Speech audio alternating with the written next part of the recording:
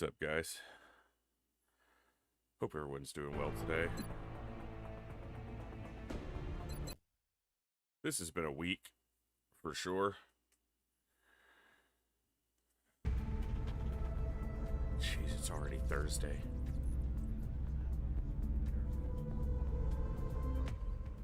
What's up, Cool Dan, JJ? Hey, Coviers. Volpez, good to see you. I'm gonna try not to be too distracted, but I do have to keep an eye on one other thing because I had to get a grocery order placed. So it's gonna be arriving late, which is probably the cutoff for the stream because it's a large order and I'm gonna have to take a while to put it away, but I didn't want to miss another entire day. This has been a week. What's up, Sangster?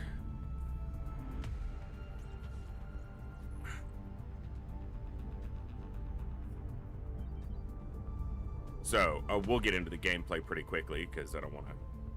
You guys have already been starved of too much with the days I haven't been here this week. So, Saturday we had a great stream. Obviously, you know, we had like 8.5 hours, good missions in Long War for the most part. Huge support for the stream. Not just one big donation, although that was a huge part of it, but just a ton of turnout, ton of people making it a real good stream. But I was still, you know, my migraine, the actual migraine attack had only ended that morning. So I was still very much in the very, very first hours of what should have been recovery. But I didn't want to miss a Saturday stream. So I pushed through, and I don't regret doing it at all, but I paid for it. Sunday, I was basically down for the count all day.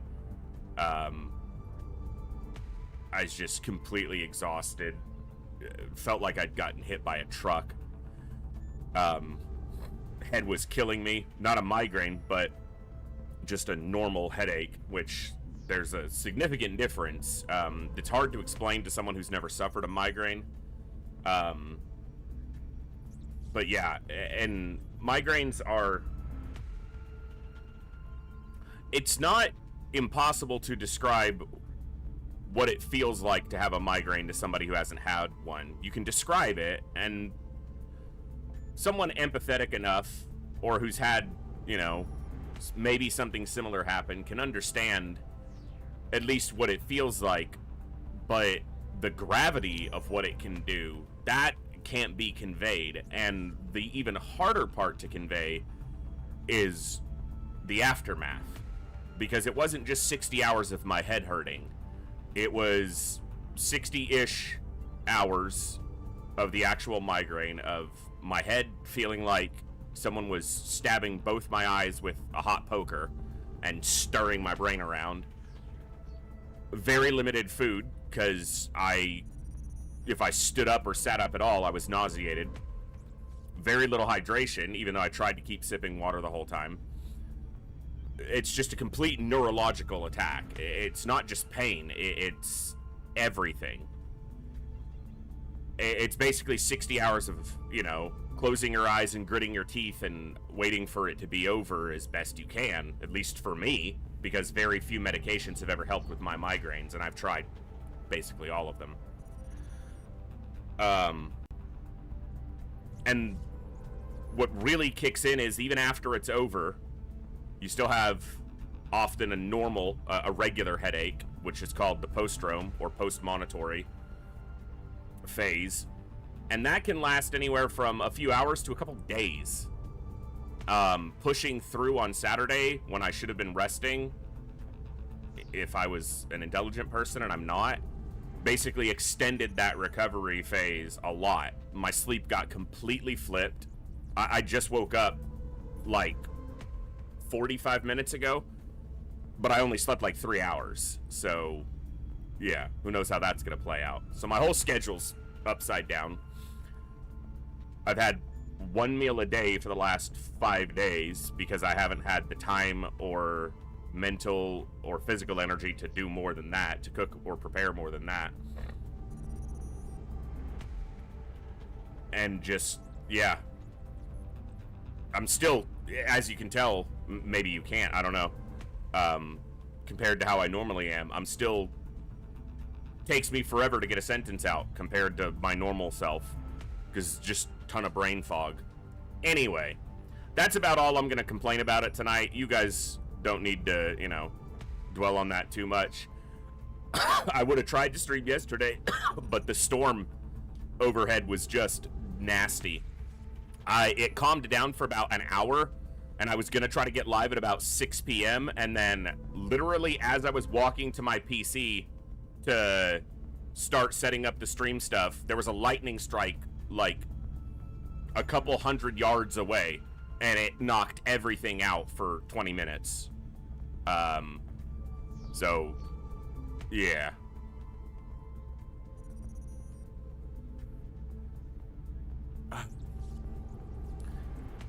So yesterday it was more weather related, but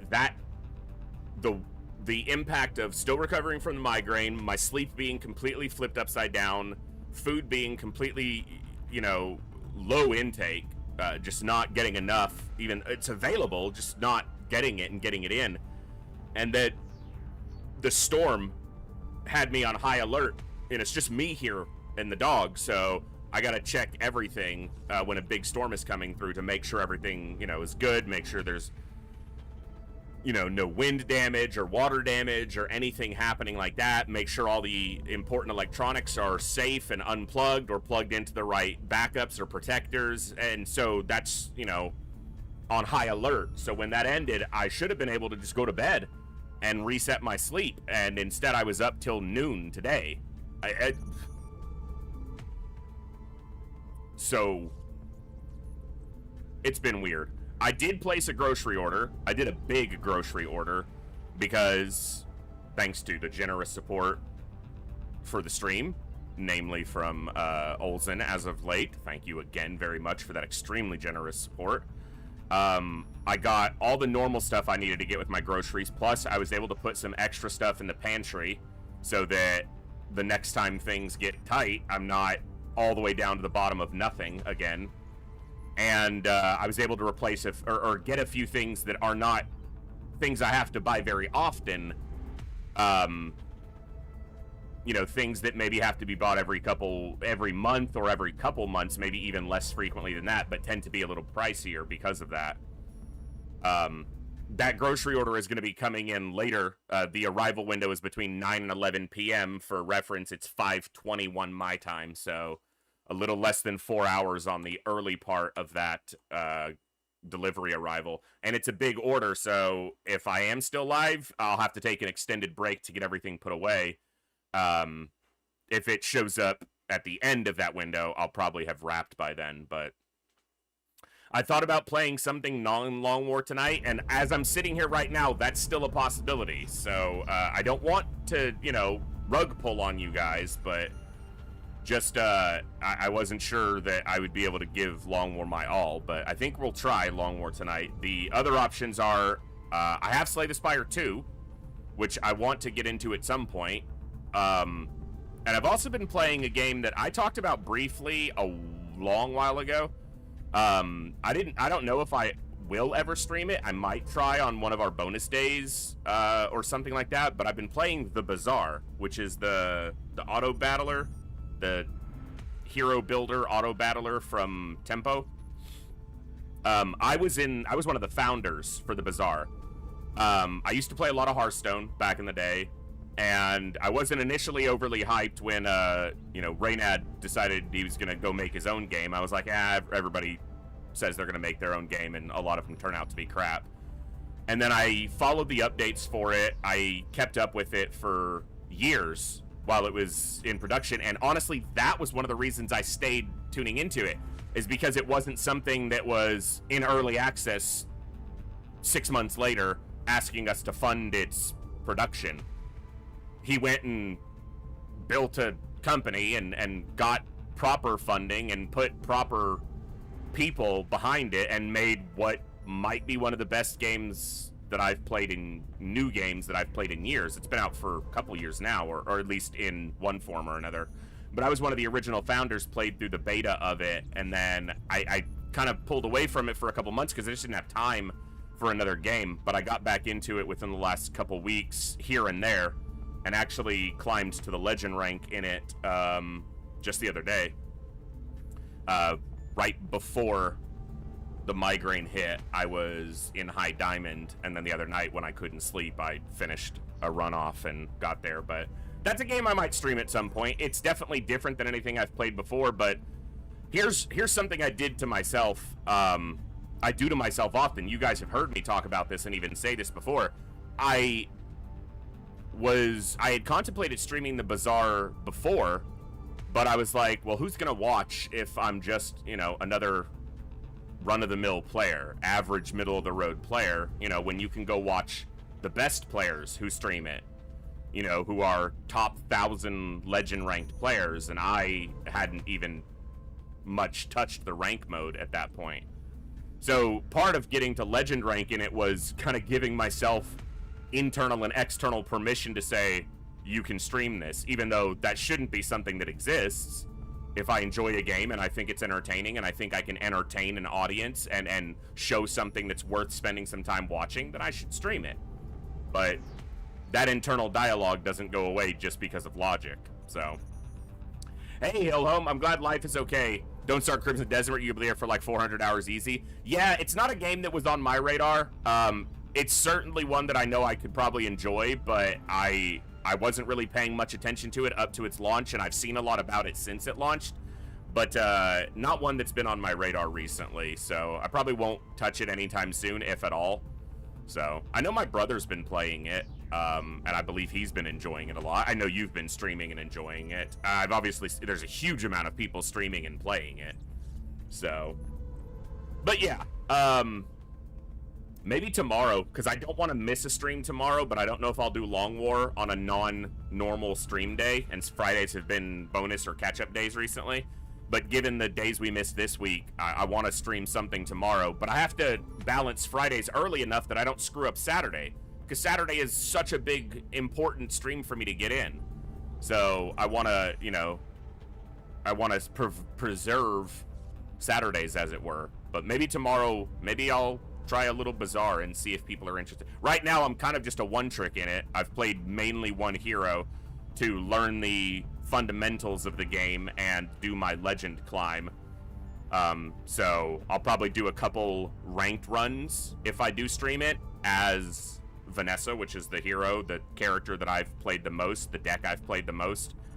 And then I might do some normal runs as I learn some of the other ones, some of the other characters. I still need to unlock a couple of the characters, which is the only current monetization in that game, which is great, because it's not pay to win. It was kind of pay to win for a while, which is when I pulled away from it for a while, because their monetization strategy got a little greedy and a little pay to win, and I didn't really want to be a part of that, but they've resolved that, and I've been happy with it. Great game. If you haven't tried it, check it out. The Bazaar has been a lot of fun. Anyway, I've talked too much. You guys are ready for some Long War, so I'm not going to do a full intro. I'm just going to say, what's up, everybody? Thanks for being here. I'm the voice. This is the Echo. We are going to have some fun today. It may not be the longest stream, but we're going to play some Long War. We're going to have some fun. We're going to continue our impossible, honest Iron Man campaign, and I will continue to say that because I do believe that it is an honest Iron Man campaign. And other people can disagree and be mad about it, and that's just more engagement if they decide to comment on the stream on YouTube. So yay. Let's have some fun, guys.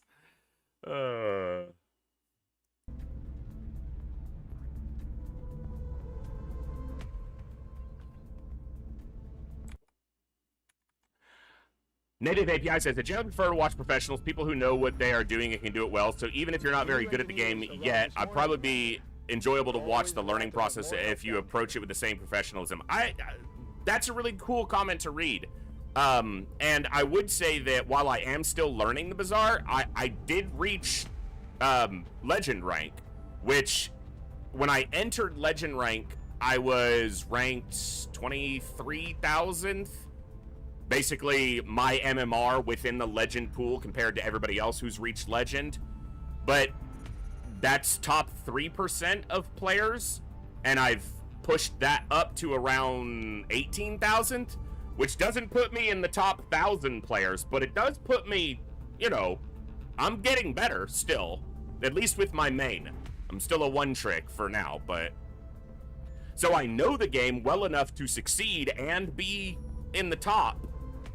And so that fundamental translation should allow me to learn the other characters, maybe not more easily, but certainly I have the foundation in place. So, should be fun. How bizarre, how bizarre. What's up, Saline? Tin Cat. That's true to a degree. Mindset is everything, even if someone isn't good, but if they're having fun and enjoying their experience, I'm going to enjoy it as well. I tend to agree. I don't generally enjoy watching people not having fun with what they're playing, which is why I get particularly mad at myself when it comes across, at least visually or experientially for you guys, that I'm not having fun with the game, like when I get frustrated with the game. The problem and the paradox is that even when I'm massively frustrated with a game, I might still be enjoying it internally. But if I'm not verbalizing that and conveying it properly, it just seems like I'm raging and being mad. But part of the way I engage with challenging games is that struggle, is that challenge.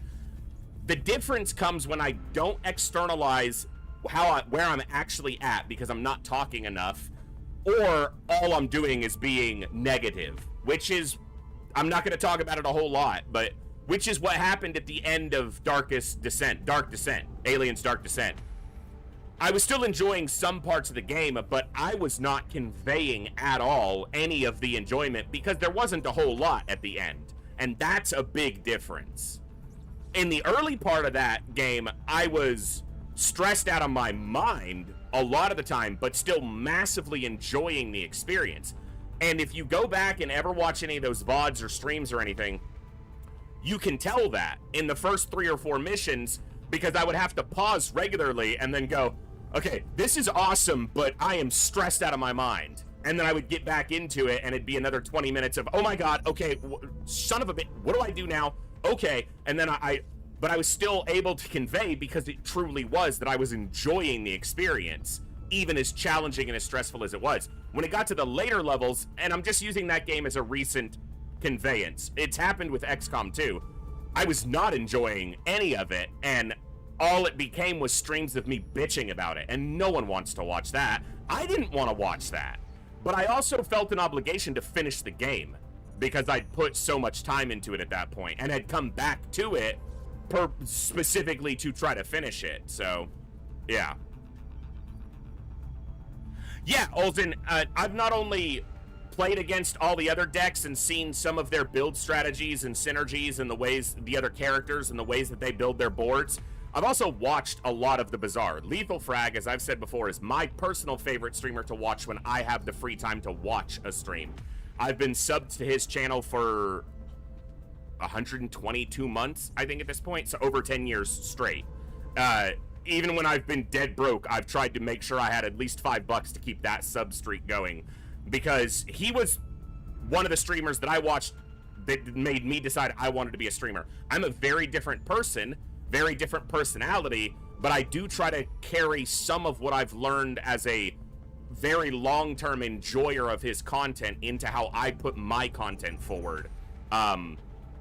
I don't know that I've succeeded at that, but I certainly try. But he is a very good Bazaar player and an excellent streamer, and I've been enjoyed watching. That's one of the reasons that I went back to playing the Bazaar, was watching him stream it continually, even when I wasn't playing it. So you guys should definitely check out Lethal Frag if you haven't already. There is literally no other stream on Twitch that I know that if I go watch him stream, there will be no drama, there will be no pissing and yelling at video games, there will be no... He doesn't do any pop-ups, alerts, doesn't even stream with a face cam anymore, so I still have those obstructions coming in. It's just someone chill and good at a game, playing a game and enjoying it. I try to do that. I don't know if I'm there yet. He's also been streaming a lot longer than me, so maybe I'm still learning. I don't know. What's up, Jersey? All right, let's look. Oh, I think... So I have a couple saves here, and I want to show... Because I think I grabbed the characters from... Or the soldiers, jeez. Yeah, so we have this heavy floater sail for a corporal, and then nav computers for a corporal from the US. So I wanted to get them on the roster so I could try to name them. I didn't wind up naming them, but I don't think I did anyway. But I did some other customization, so that's why there's 2 saves. It's the same time. You can see that no in-game time has passed, but I've done those 2 council requests. Commute home from work steam. Let's get it biceps. Hey, Catnipped, what's going on? But I did get those soldiers in. That's right, I did assign their classes. I did do all their classes. Okay, so you can see there are no unpromoted or non-classed soldiers on the roster right now. So I'll try to remember everybody that I got in and who I promoted.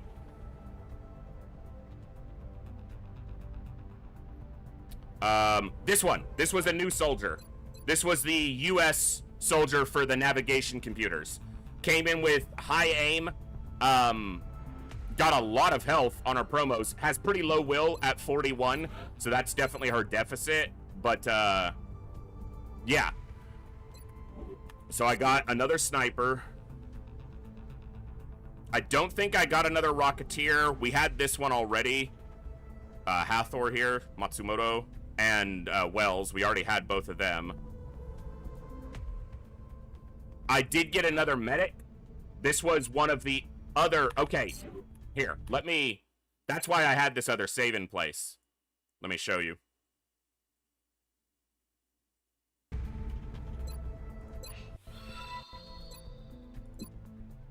Yeah, because I had these 4 soldiers still. Or no, I guess I already had these 2. And then I got the other soldiers. So these 2 got promoted to Rogue, and we already had these guys before I did the council requests. Rogue, Scout, and Medic. And then I had to, the autosave wasn't correct. Sankey, thank you so much for 44 months of Prime. That is absolutely awesome. Catnip, I said welcome, but I didn't thank you for the 15 months of Prime. Thank you so much. And welcome back to the Echo, both of you. So it gave Sankey a different nickname, but I customized him anyway. But you can see the in-game time is the exact same. So I didn't advance any time. I just accepted the council requests and customized, got all the soldiers class assigned.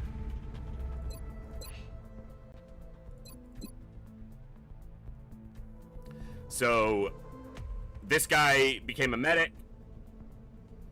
And I actually have another build. I made another medic build, which is a field surgeon build, but it blends field surgeon and some smoke support. So I think I called that build Safeguard. I'm gonna mess around with it and see how it feels. I don't think there were any other assaults. No, there weren't. We had all these. We already had Scrapper. Scouts, there was... This guy became a scout. He's going for concealment. I don't know exactly what build yet. We have this guy who is going to get customized right now because I have a request for a American male soldier, prefer flames, explosions, or a big ass gun. So let's go.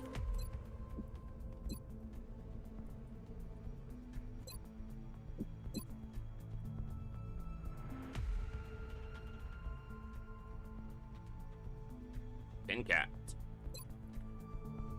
Armor colors, cyan or dark red. You can't do both. So let's go with probably red.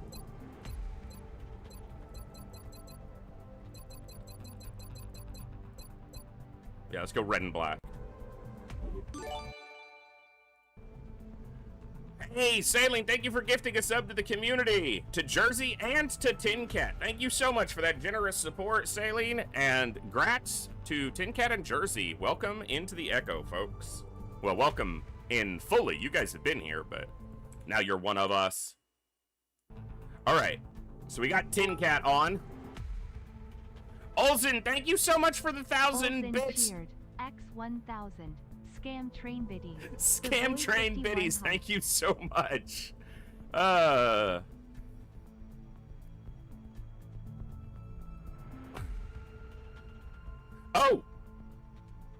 I have another build that I might switch Carlock to test out. I might use the mods to change his abilities to try out another engineer build that I want to mess with. Another theory crafted build.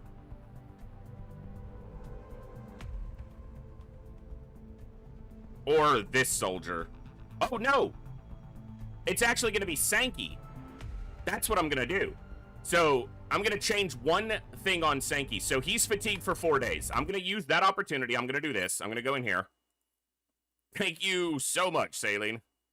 Everyone in chat is sub right now. Need one lurker that's not sub to say something. Lurkers who want to sub, speak up. Get that ad-free viewing and those awesome emotes by Patui, who did our emotes. And I hope to get some more soon. I'm going to go into soldier respec training.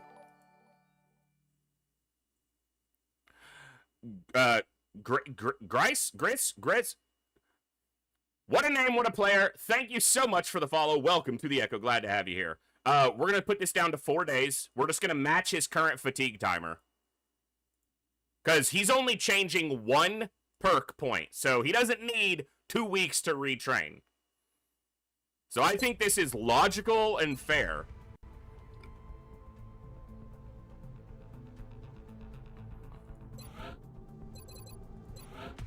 Oh, but I have to fucking meld boosted heal him, which I won't be able to do for a day. Son of a bitch! I'm gonna change his perk point when he comes out of the fatigue. So, I theory crafted up an engineer build, and I don't know if it's gonna work, but I really feel like it's going to, and here's what it is. I'll show you guys here. So, it's hollow targeting. I know, weird. Heat warheads. Uh-oh. How do these pair together? Just give me a second. Suppression, mayhem, heat ammo, fire rocket.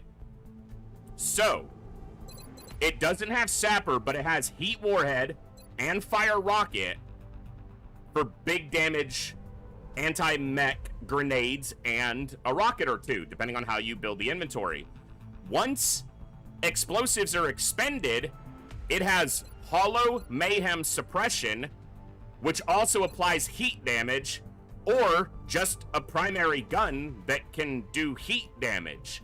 So it's an anti-mech engineer build that can do a big alpha strike with some heat rockets or grenades, but then once those are expended, isn't useless. Has the ability to suppress, assist with hollow, and do actual damage to mechanicals, because if you do mayhem, which applies damage on suppression, heat damage is applied, just like it is with flush. So I think I called this build Siegebreaker? Let me look. I did it when my head was still trying to recover because I was trying to keep myself doing something. Yeah, Siegebreaker. Hollow, heat, warheads, suppression, mayhem, heat ammo, fire rocket. Dedicated anti-mechanical engineer built to deliver explosive force early. New donation from a Catniped Kitty for $50. Does this count for train purposes? I don't know if it goes towards the hype train, but it certainly counts towards incredible support for the stream. Thank you so much for that support, Catnip. And yeah, thank you immensely. That's awesome. Siegebreaker is a dedicated anti-mechanical engineer built to deliver explosive force early and maintain control as the fight develops. Equipped with heat warheads, the soldier opens engagements with powerful grenades and rockets capable of crippling mechanical threats and softening entire pods.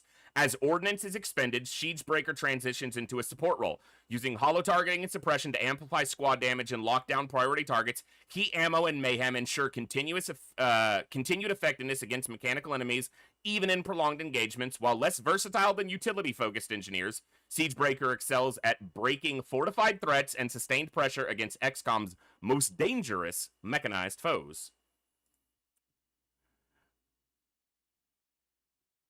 Thank you so much for that.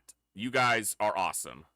And the other build that I did, since I added another build, was a medic build called Safeguard. Has Field Surgeon Revive, then Smoke Grenade Dense Smoke, then Sprinter Savior. Safeguard is a defensive combat medic focused on sustaining the squad through both prevention and recovery. Equipped with Dense Smoke, this soldier can reduce incoming damage across key positions, stabilizing the battlefield before injuries occur. When allies do injure or fall, are injured or fall, Revive and Savior provide powerful recovery tools, while Field Surgeon reduces long-term wound times and keeps the roster healthy for future deployment. Sprinter ensures Safeguard can reposition quickly to reach wounded teammates or deploy smoke where it is most needed. Though lacking suppression or Overwatch utility, Safeguard excels at keeping soldiers alive and combat ready, serving as a steady anchor during prolonged or high-pressure engagements. So those are the 2 additional builds that I added. And Sankey, I'm going to move this to Sapper, or to Hollow, once he's out of his fatigue. So, he's going to be my, my guinea pig for that build right now.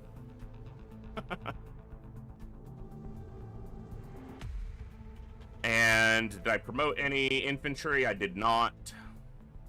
We had... Oh, I did! This is my other build. This is a shotgun infantry build. I added this one before Saturday, but I didn't talk about it. So this is a build specifically for infantry made to run with a shotgun. It's called the Bulldog. Executioner, Will to Survive, Ranger, Sharpshooter, Resilience, and Vital Point Targeting. The Bulldog is a shotgun-focused infantry built for deliberate advances and sustained close quarters pressure. Rather than relying on flanks or rapid repositioning, the soldier creeps forward under control, closing distance while remaining durable enough to weather return fire. Executioner and Vital Point Targeting provide consistent finishing power at short range, while Sharpshooter improves reliability against targets in cover even when using the shotgun. Will to Survive and Resilience enhance survivability, allowing the Bulldog to operate safely in forward positions. When enemies push too close or a controlled advance is required, the Bulldog delivers steady, punishing fire at point-blank range without sacrificing stability. I talked about this briefly on Saturday. So, most people think shotgun, and they think either engineers or medics just getting a little bit of extra damage throughput, particularly in the early game, or they think assaults, because they're built around shotguns in most cases. But in order to fire twice with a shotgun, an assault has to set up the situation. They either have to flank it with hit and run, or it has to be exposed. They have to be within 4 tiles to use close encounters, or they have to take a perk point and use rapid fire. The Bulldog can shoot twice by default with Light 'em Up. So, it doesn't have to flank an enemy, and it doesn't have to be within 4 tiles. Obviously, you want to be close because of the shotgun, but what it does is, under suppression, you're suppressing an enemy or a group of enemies, the Bulldog moves forward, cover to cover. It stays alive because of Will to Survive and Resilience. It gets into position, and then it just hammers the enemy with 2 shotgun shots. With Sharpshooter, it's able to punch through even full cover relatively consistently, and with Vital Point Targeting, it'll have the throughput damage to knock enemies down. So, this is going to be an interesting one.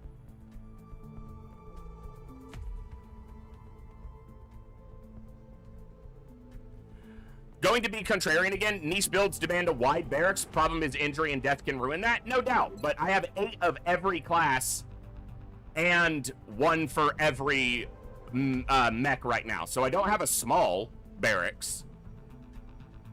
So. Yeah, Tin Cat, I got you in just a little bit ago. Just a few seconds ago. You are right here. A gunner. I had an American gunner who needed a name. You're it, kid.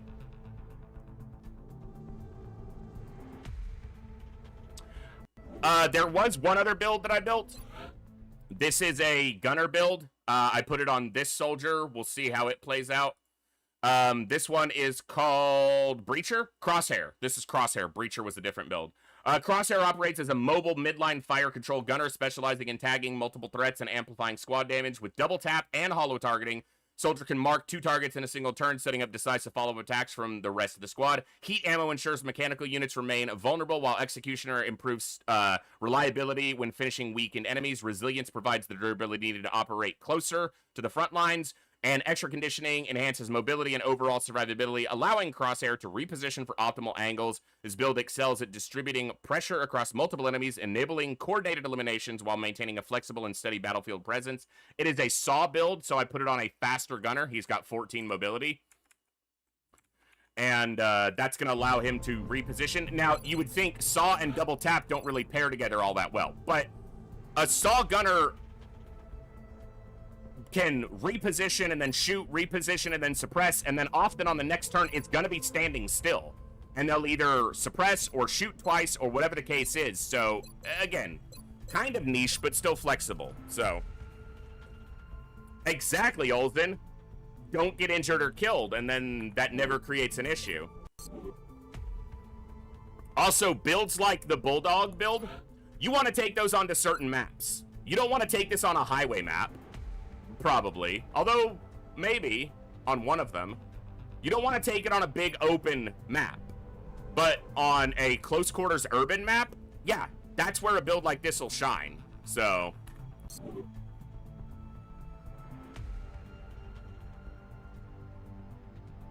all right.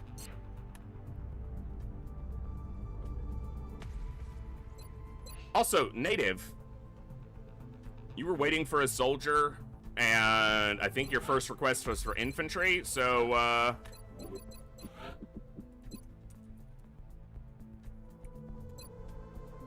let me know if you want a helmet, different color, kit, whatever the case may be. You're the Bulldog now.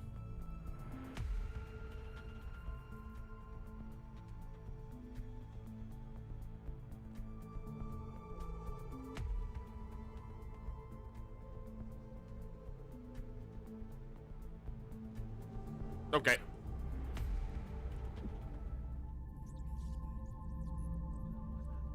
Okay, this is where we're at. Covert operation coming up. Muton Elite autopsy. Okay.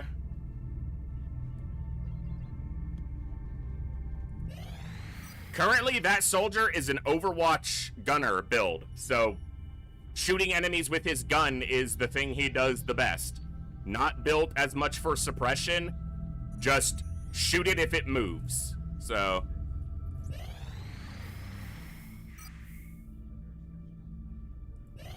Contact detected. oh, this is our terror mission, or a terror mission. Well, at least North America has very low panic, so as long as we save at least one civilian. The problem here is the date. It's technically in the second half of December. That means everything's on the table, including Anger Toads and Megamines.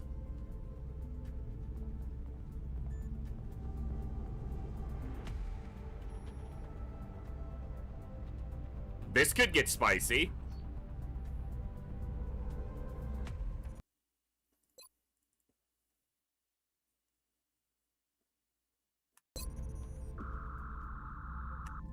Which terror mission is this? I know it's not the Atlas drone, but I think I started losing count after the Hive Queen.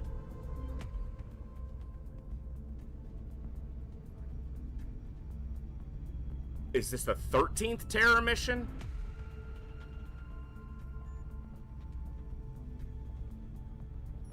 Or 12th? Hold on. The Greater Hive Queen. Was the next terror mission the quad mechtoid on the highway map? Are we actually only on terror mission 11?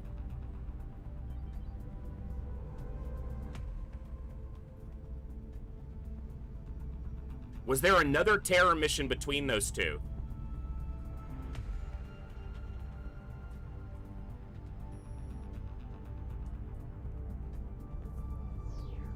We didn't have a terror mission on Saturday at all, did we?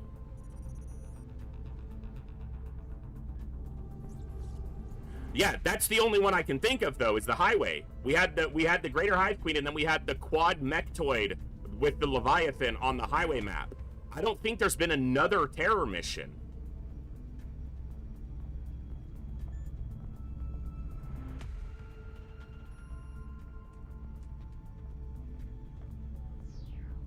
We had the one where Coviers got hit by the cyber disc in the alleyway map. Was that before or after the Hive Queen? That had to have been after. So I think this is...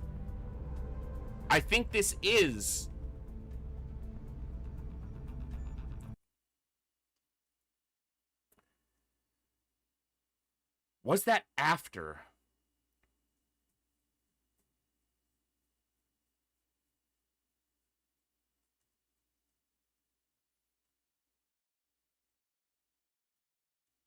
I'm just going to basically have to start preparing within the next 2 or 3 terror missions for the Atlas drone to be present.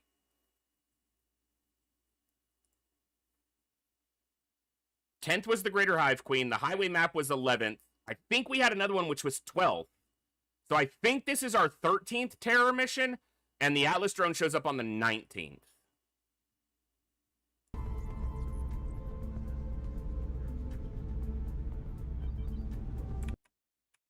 Okay. I think this is either the 12th or 13th terror mission. I'm going to say 13th, and I'll just prepare an extra terror mission ahead of time in case of the Atlas drone. Here's the reality. Who knows how this terror mission is going to go? Because, again, Anger Toads and Ethereals can be present here.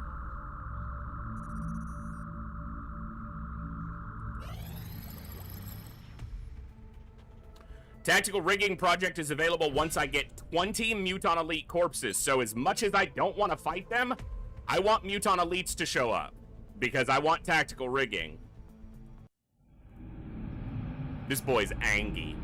He's very angry.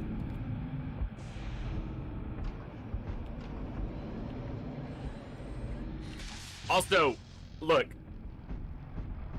There needs to be soldiers in that room. Yeah, it's containment. It's built to contain him. There needs to be soldiers on site in that room all the time. Like, always. That thing breaks out. It's gonna murder every scientist we have. Like, we just got 3 white shirts in here? 3 white lab coats, rather? There's no soldiers in... Where are the soldiers? There needs to be at minimum 2 soldiers in here at all times.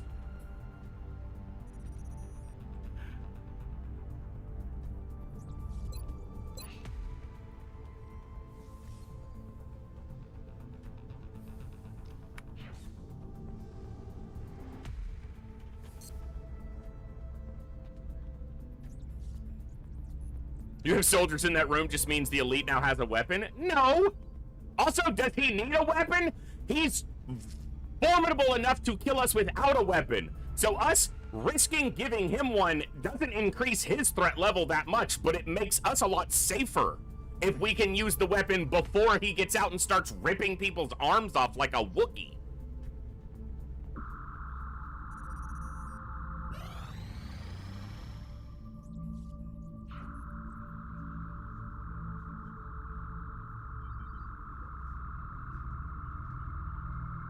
No XP or kill counts during missions. There are no big orange circles around enemies. Are these additional mods to the... Yes. So I do have a few mods running. I'll go in here and show you. Doesn't look like your game. No XP on kill counts during missions. No big orange circles. So yeah, for sure. So improved enemy icons is one that I use, which makes the leader of the enemy pod be a bigger head on the little targeting area. Makes it easier to pick him out, and it shows Overwatch so that you can see if an enemy is on Overwatch via their icon. Very good to not miss. Line of sight indicators. Indicator style. This shows a green disc under the enemy. If you can see the enemy and then you hover on a tile, it will show a little green disc under their model if it'll see you when you move through whatever tile you're selected. So, very valuable. almost necessary. Map image on squad select. So when you're lining up for a mission, it shows you an image of the map that you're going into. I think, yeah, I need to put this to require sat coverage. I don't know when it was turned off, but yeah.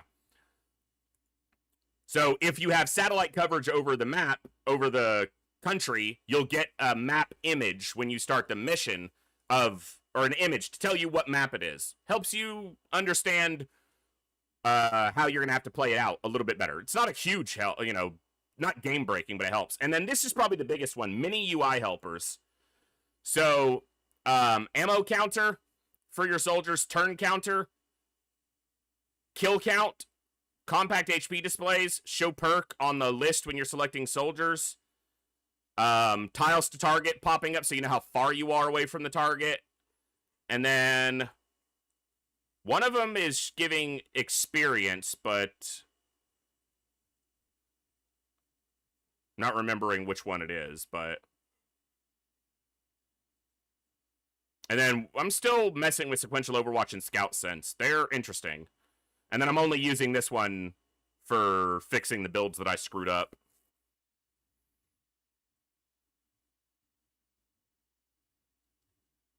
I'm trying to remember which one is doing the experience pop-up, but I don't feel like that one was a mod, but maybe it is.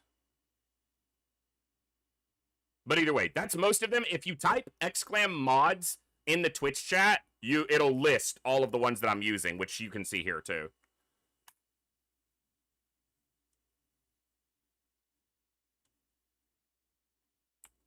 The soldiers will become the elite's weapon. Oh, interesting. My game froze. Uh-oh, is Cloudbot not responding? Hold up. Let me get that for you. Also, I think on the mods list, it says Meld Boosted Healing. That one I'm only used when I was changing a build. I don't use it regularly. I'm still not sure on if I want to use that. Yeah, Cloudbot was off for some reason. I don't know why Streamlabs does that sometimes. There we go.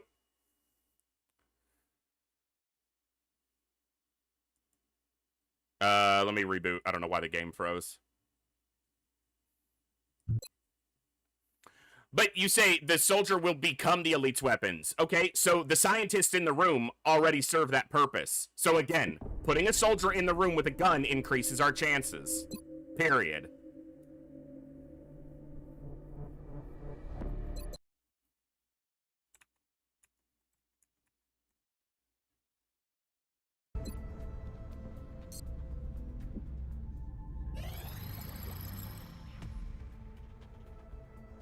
Oh, I guess I didn't go to the autosave, but whatever. You know what? I do need to have a manual save in case the covert op is a buggy mess.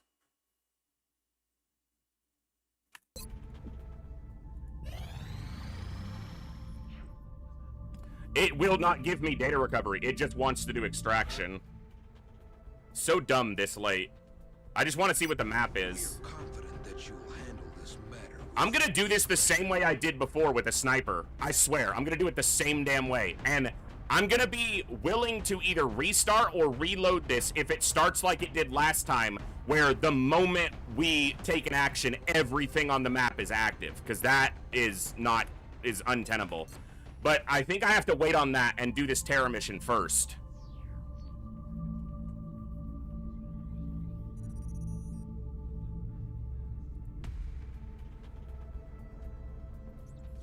Yeah, Volpe, I don't know. Maybe I just reload until it generates a different map, because that map is... We'll see. What map did we get here? Don't give me the actual map that's in this area, game. Ooh. This is a very open map, which can be very dangerous for terror missions.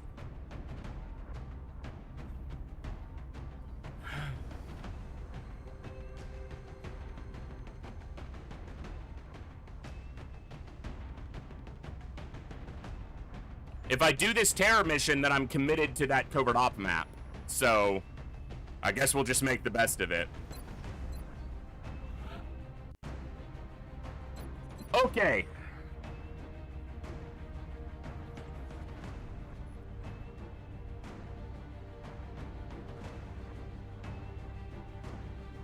Can you explain why what? Why this map is bad for terror missions?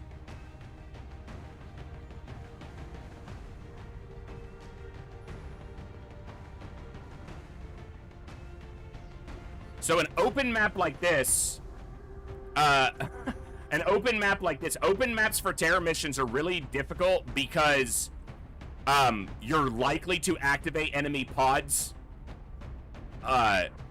multiplicatively, and that can be very problematic, especially on an open map, because getting a bunch of enemies on top of you, especially in a terror mission. Terror missions include more enemies, more dangerous enemies. So putting them all together and getting a bunch of activations all at the same time can be really problematic. So I have a decision to make on my sniper here. I could take 2 snipers, because if we start on one side of the map, either side of the map, snipers should be good here. Am I more concerned about having disabling shot for sectopods, or having my highest damage dealing sniper possible for a potential ethereal?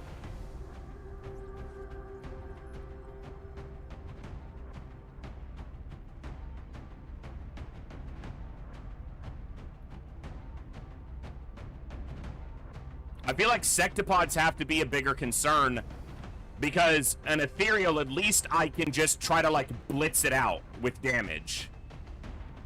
But a sectopod's probably gonna live at least 1 turn, and I'm gonna need to be able to disable it. Fuck.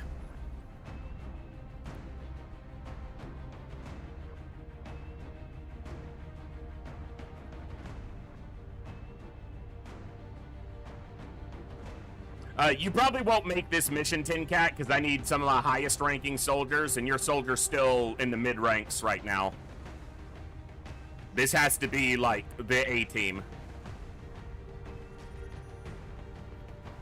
You know what? Double tap disabling shot. I kind of want Kooky for this. Because at least that gives me disabling shot and decent throughput on sectopods. So I'm waiting on Kooky.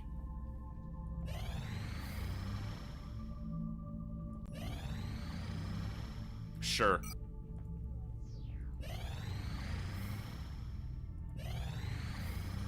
Okay.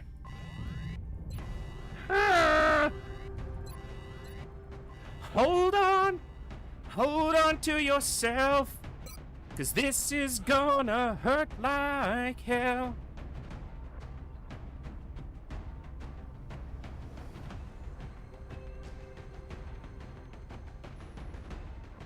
My heat rocketeers are lower level.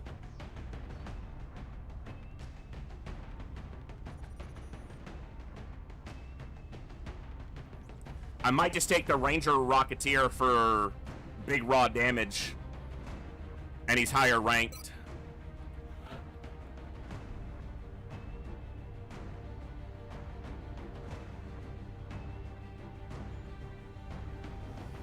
This gets me my dense smoke.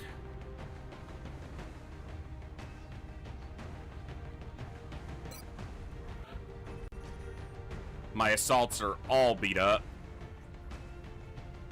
Ska and or Dive Bomber, they have the exact same builds. Dive Bomber has better stats. I might take both of them because of chrysalids, but I'm not actually that worried about chrysalids. Concealment or damage?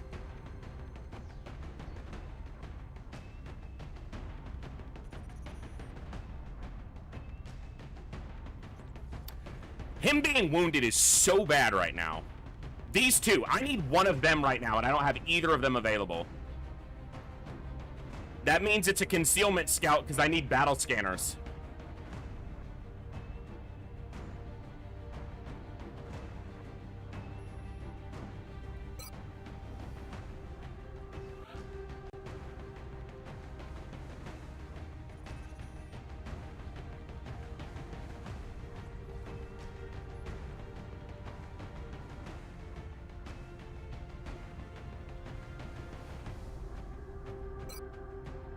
Lots of chaos.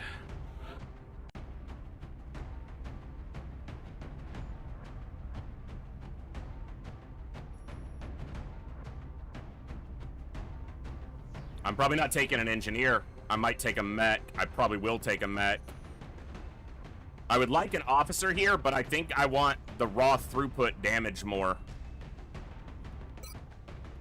And maybe I take the Marauder, since I'm not taking a second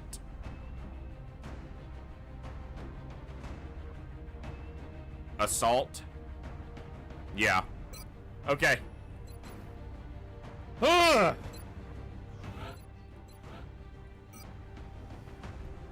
I'm not nervous. You're nervous. I'm fine.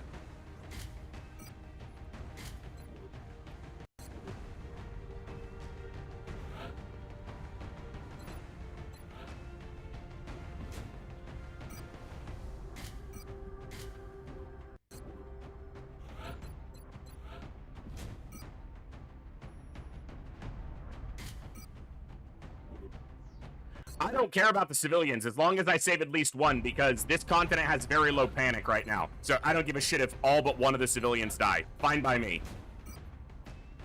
As long as I can save one, so I don't straight lose the mission. That's all that's fine. Good with that. Okay.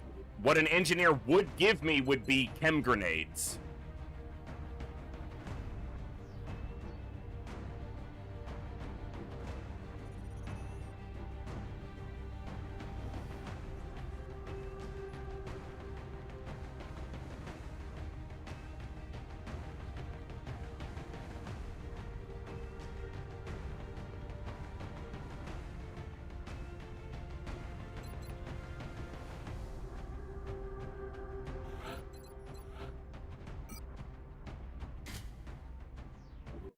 I'm gonna go without.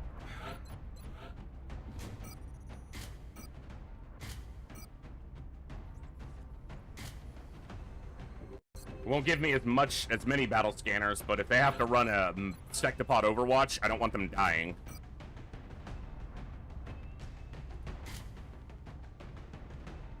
Is my Gauss LMG okay?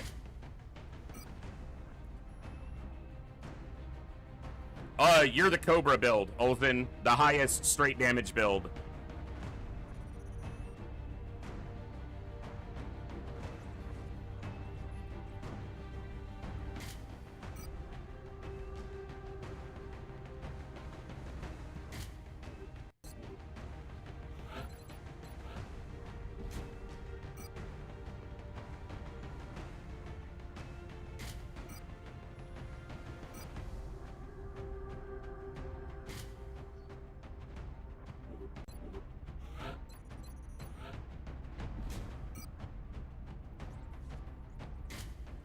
I have a railgun being built, but it's not done yet.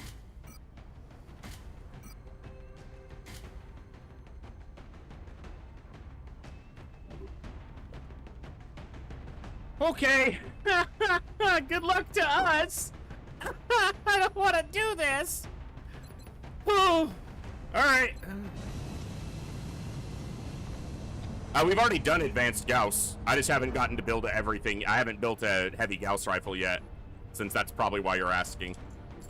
We have visual on the mission site. Setting down. The drop site for this operation will be in Canada. It's gonna be fine! There's not gonna be 4 ethereals, and there's not gonna be 9 sectopods. It's gonna be fine! The sooner we can eliminate the hostile threat, the more lives we save. I'm so scared! You guys are gonna be fine, soldiers. Sorry, I just gotta check on my grocery order every once in a while, make sure they don't, if there's a substitution or anything, that I catch it. Alright.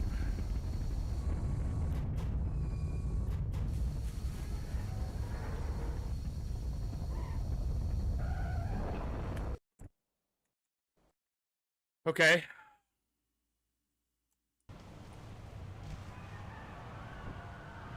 This is terrifying! Strike One has been given the green light. Your highest priority is to protect those civilians.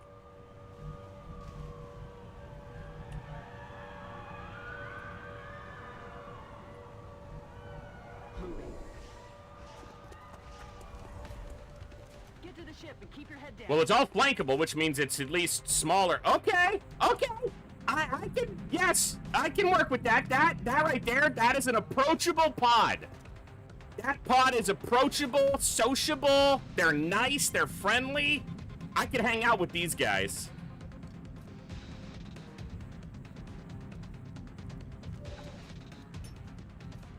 Scanning target area. Oh yeah, sexy pods and big brains can be here. Okay, not seeing more enemies with that is concerning. Because that's gonna mean that they're all densely pushed to one part of the map. Fuck! I should have given the sniper a grapple. They can get up here in a single turn anyway, but they could have grappled up here and then steadied. Location confirmed.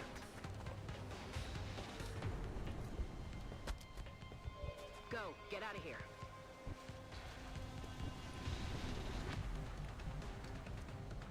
Okay, this is full cover. I don't think if I stand here that they activate. I'm rolling. Because I can't see this spot. Keep moving.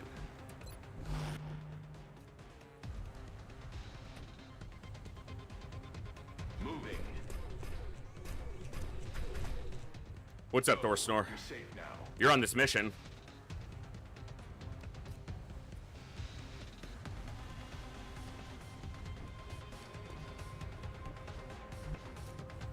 Headed there now. Get out of here.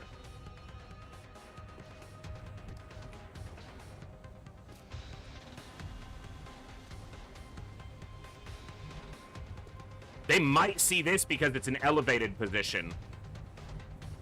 So I'm gonna not go there just yet. Okej. Mam cię. Uciekaj stąd. Przechodzę na pozycję. Przebieraj kopytami. Nie stój tu.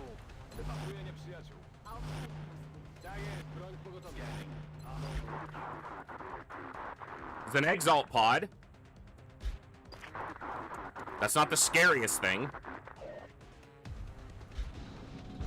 Something stompy. Could be Sectopod, could be Mechtoid. We don't know. Watch the sides. Ah! Okay, there's an ethereal present. There's an ethereal present. The first chance we've had to see an ethereal, and there is one present. Okay. Stop! He did his animation like 5 times and it fucking locks the camera on him.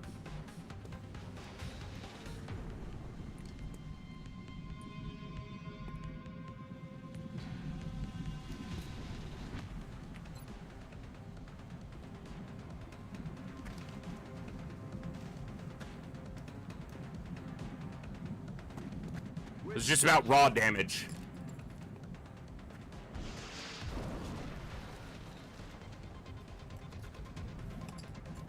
Because I need to eliminate as many enemies as I can quickly so that... Okay, I need to be able to see that one. I am hesitant to move too much here because there's an ethereal out there, and if I activate him and I'm not ready, we're dead. I wish that was an exaggeration. It is not. Position bestätigt. Geh zum Schiff und halt den Kopf unten.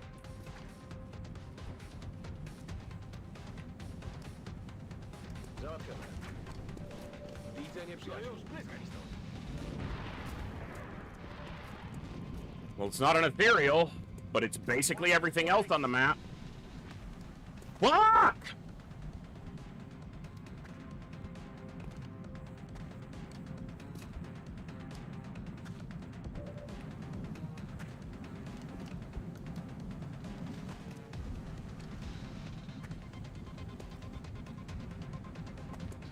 Moving out. Start moving towards the ship. I wish I had that fucking Rocketeer available now. I wish I hadn't shot here. I should have waited. But I'm an idiot.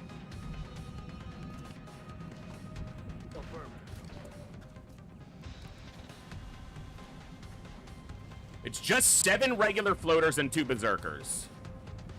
Just.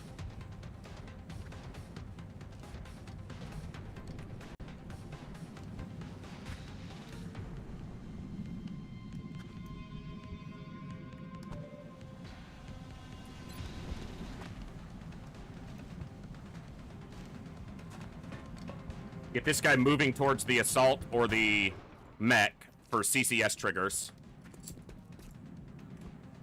Please land. How do you miss that? Okay, it looked like he was gonna miss high and left, and I'm like, how? How do you miss that? Thankfully, he didn't.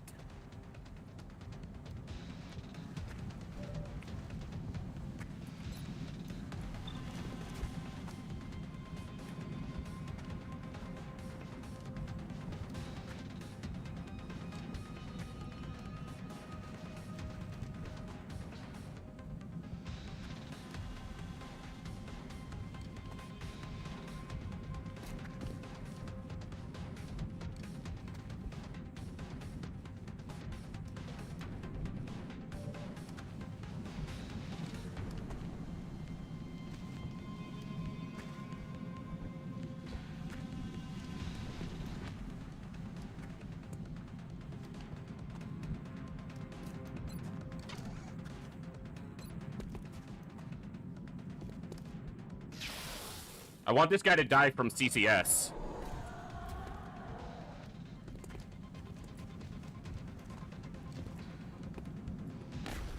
He's close, but not dead. He's shredded now, which would have been nice at the beginning of all the damage.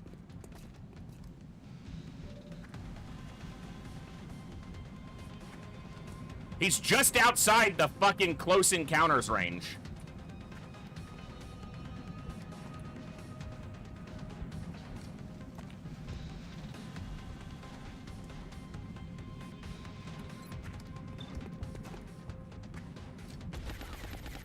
Motherfuck! What?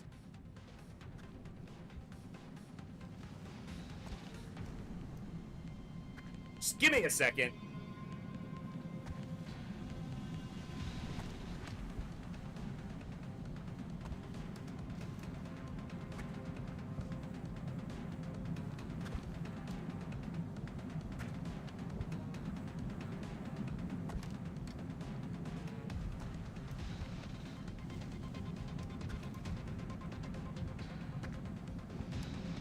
That is the dumbest thing possible.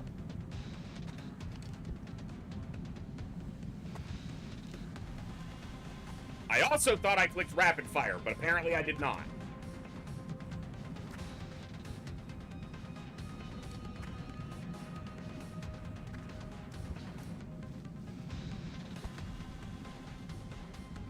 How do you miss the fucking 9-foot-tall, 800-kilogram thing and hit the fucking gas tank next to our own unit? And one shot causes the gas tank to explode. Not get set on fire, not start to burn. Explode. Not an explosion, a gunshot.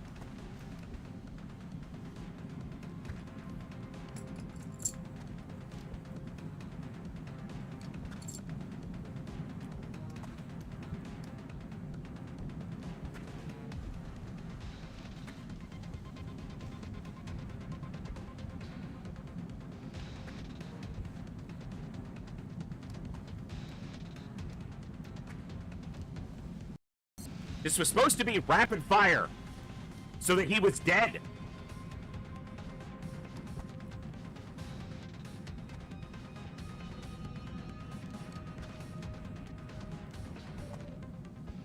Headed there now. I don't have a choice. Get moving.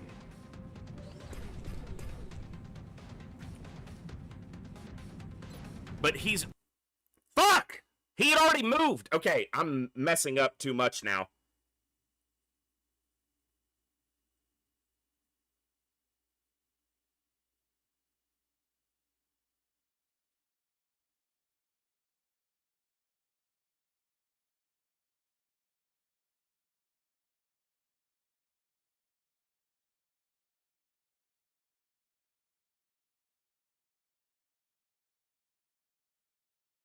That's what happens when I don't play for 5 days.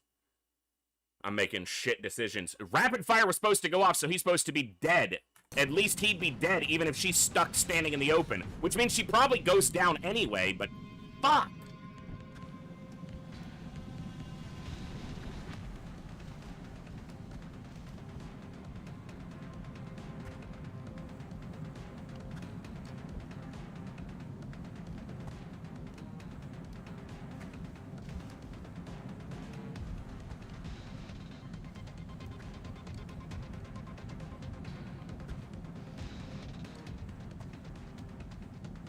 How does that that should never happen.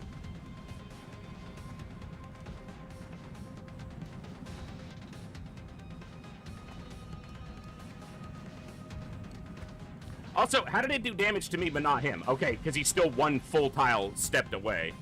Of course he is. I don't even care about the tank exploding if it gets shot. That's not what shouldn't happen. She should never hit it. And he was supposed to still take an action, but I fucked up.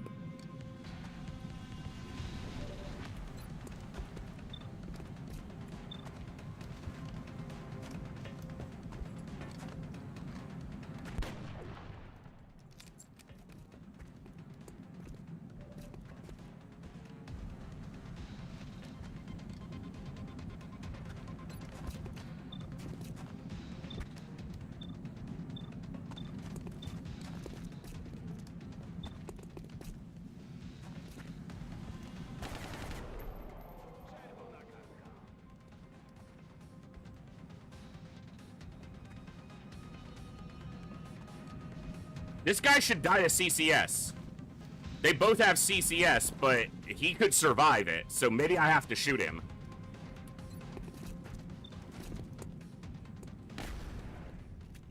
Yeah! And neither of them trigger CCS, and now he's standing next to him, so he doesn't have to move to attack. He just gets to swing.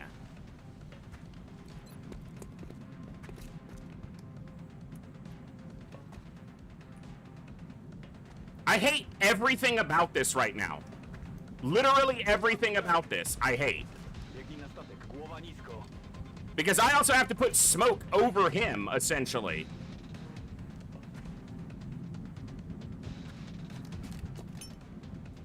I'm gonna tell you guys right now, I'm willing to reload this, because so many stupid fucking things have happened in one turn.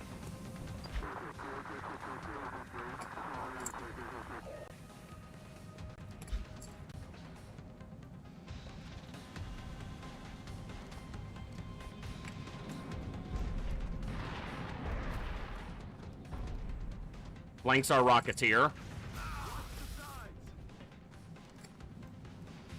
Gonna be nearly impossible to stop. Oh, there's still something stompy and an ethereal and an exalt pod. So we're not even close to done here. Even once all of these enemies are dead. The only good thing is that civilians are soaking some shots from these floaters.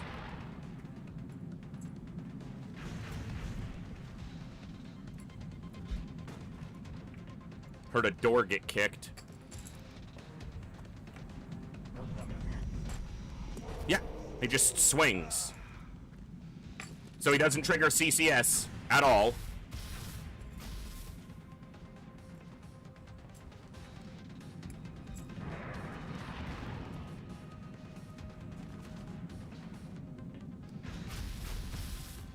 Hey, Nag. Good to see you. Been a while. What's up, Schiff? Kill this son of a bitch. Come on, you gotta do better than that.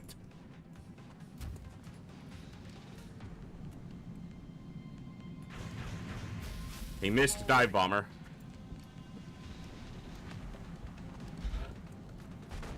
Dive bomber's down to 5 health. It is the earliest possible ethereal we could see. Yep. I don't need to see this dude growling. Stop locking my It locks the camera there to show him doing the animation like 8 times. I don't care. So, I need to save one civilian, but these fuckers ran... It's fine. I am having fun. Despite all this.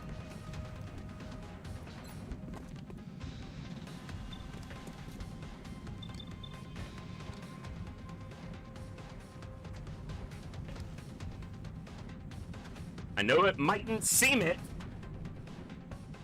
but I'm having fun, damn it!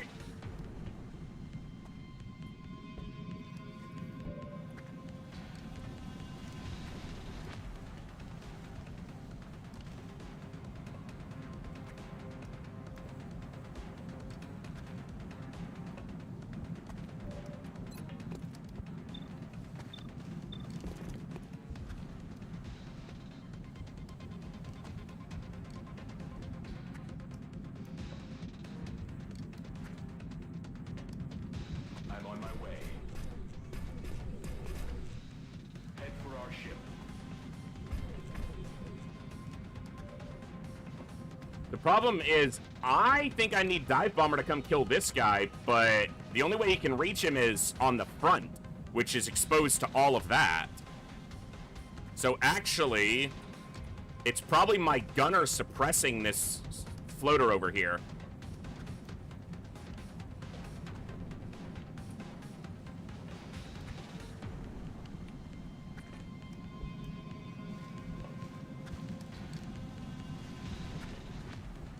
Position confirmed. I gotcha. Go. Not the highest percentage, but if you landed this, you would kill him.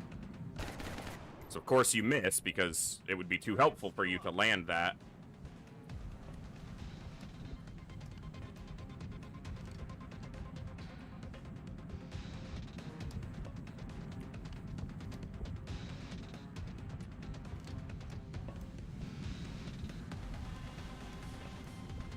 Ah!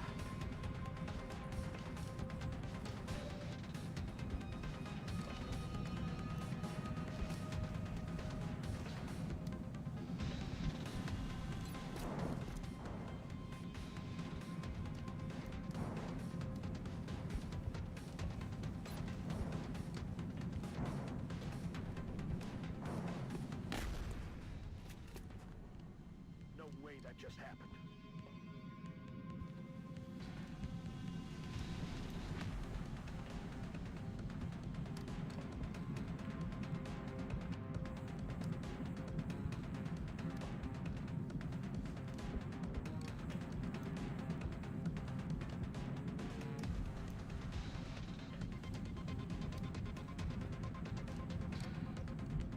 Headed there now.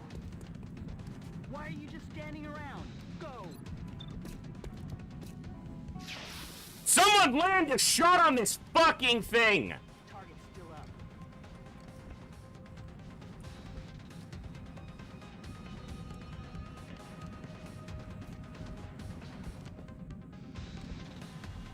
Position bestätigt. Jetzt bist du in Sicherheit. Los, los, los!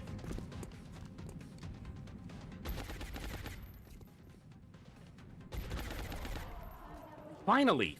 Fuck!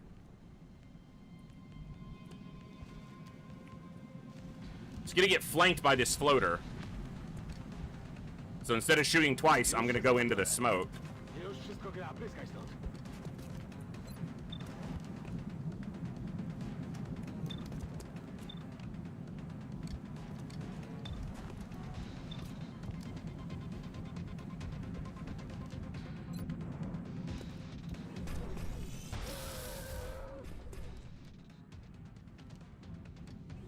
Hostile target neutralized.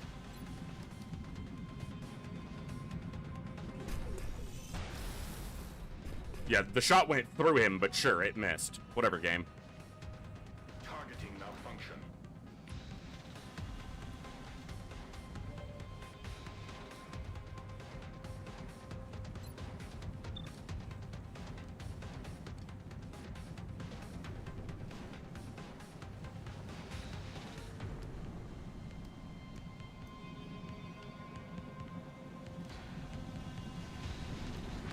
The chance if this crits, it kills.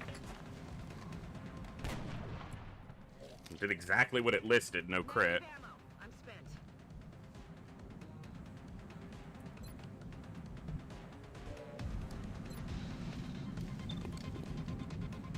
Kill the flyer. He's got the better chance of landing a hit against us.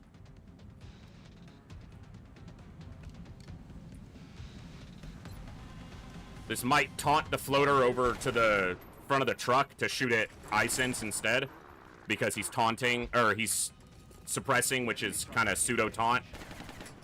Well, the Exalt Pod doesn't have a heavy in it, so that's a benefit. The problem is they're going to be able to hit me from this door. I need to save one civilian to ensure... Well, he did shoot at iSense. Unfortunately, he flanked him and crit him. Ay, ay, ay.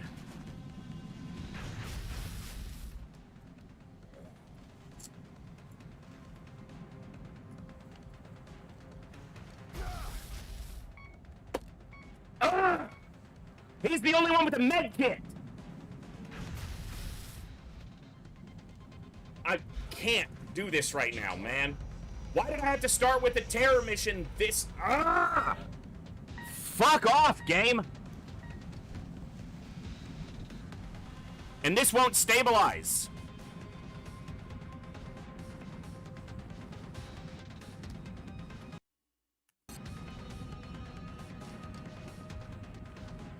Even though it absolutely should.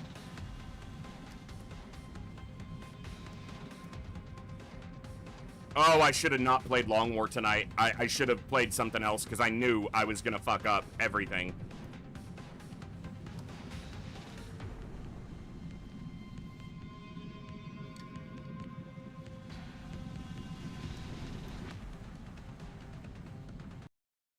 I knew I shouldn't have played tonight. I should have played something else.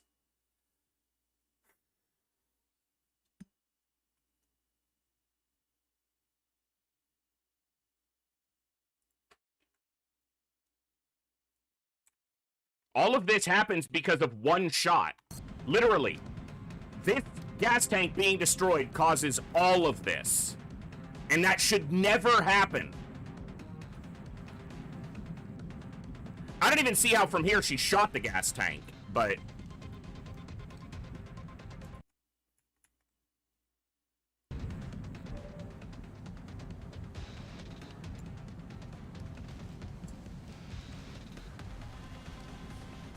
shit happens. Yeah, in life, you have to accept that sometimes in life.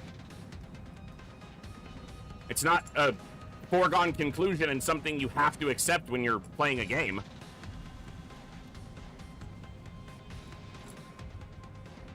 It's also just completely unhelpful and adds nothing to what's happening currently.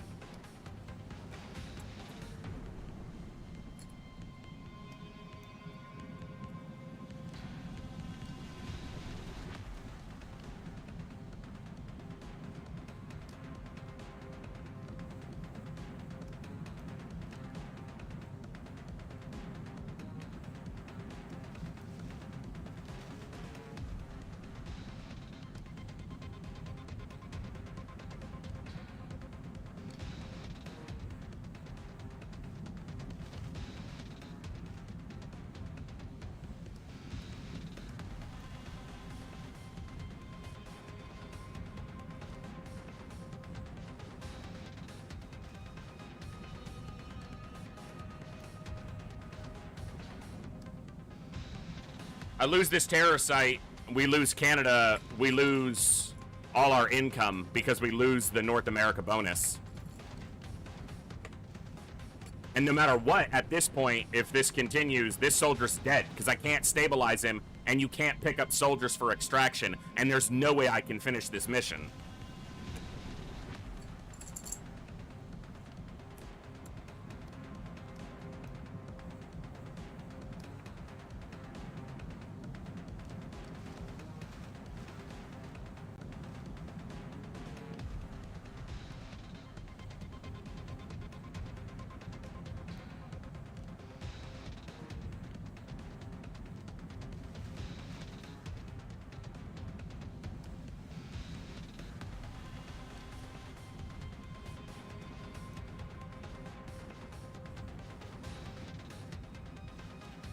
Don't feel like I brought the wrong people. I feel like I had just about the worst fucking RNG possible for the first 2 turns here.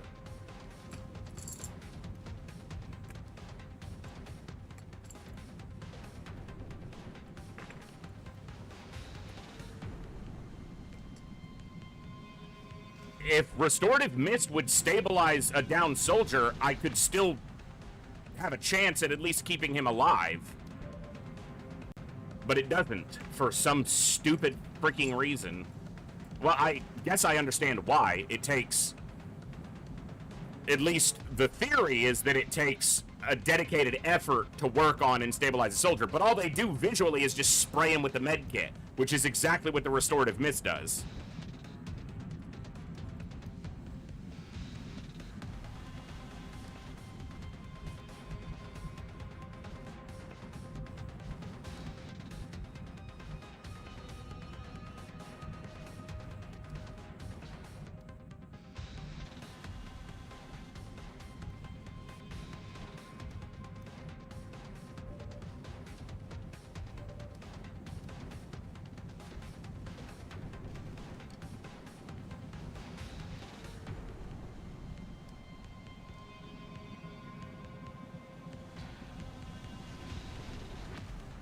Sorry, guys, this is just... I'm trying to figure out what to do here. Because I don't know if there's an option that makes this even attemptable from here. Because you have to remember, there's still 2 pods that are inactive. And they include something Stompy, which is probably a Sectopod, and an Ethereal.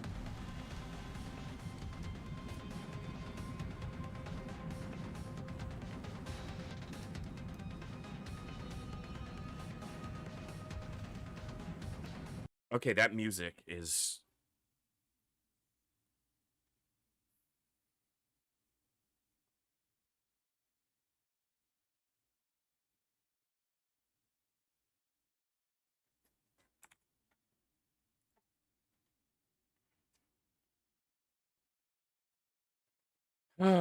Give me a second.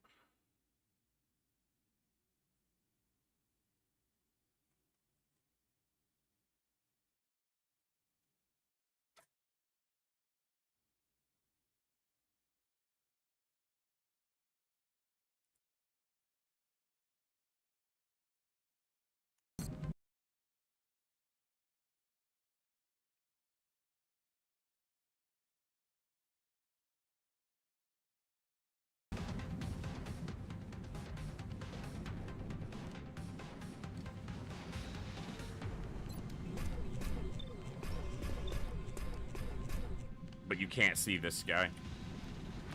Whatever.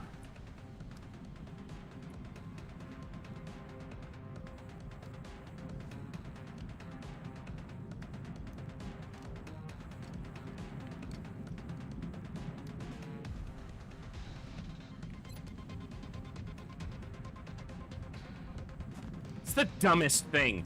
He can't lean out. Why can't he lean to this tile and then shoot? Why is he only able to lean laterally? This is lateral. Lean this way and then shoot.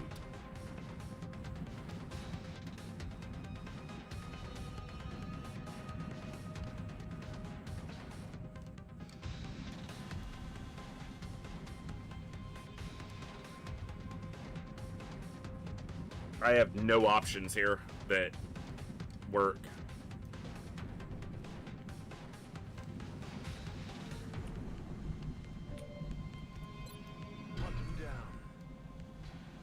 If I'd have been smart enough to put a med kit on somebody else, I could have at least stabilized him and maybe had a chance, but there's no way I can fight out the rest of this with my only smoke coverage literally on the ground.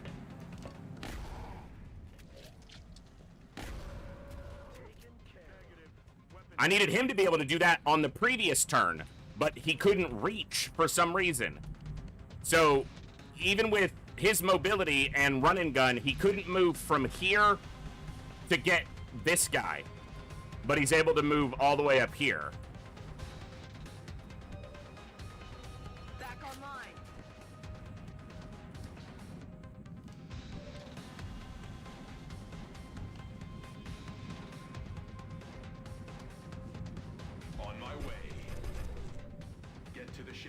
keep your head down.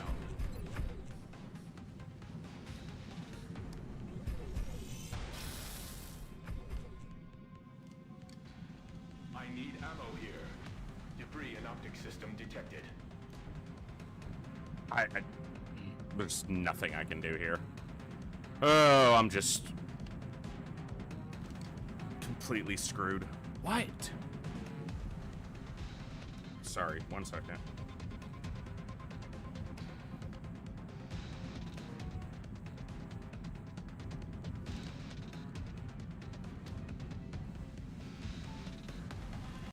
All right, fuck it. Sorry. People who want pure Iron Man are going to be pissed and say it's just a bullshit reload because it got hard. Whatever. At this point, I just don't want to be mad at the game tonight. I don't have the energy for it. Awaiting confirmation. Solid copy, Big Sky. Strike 1 has been given the green light. Your highest priority is to protect those civilians. Too easy to be flanked from here.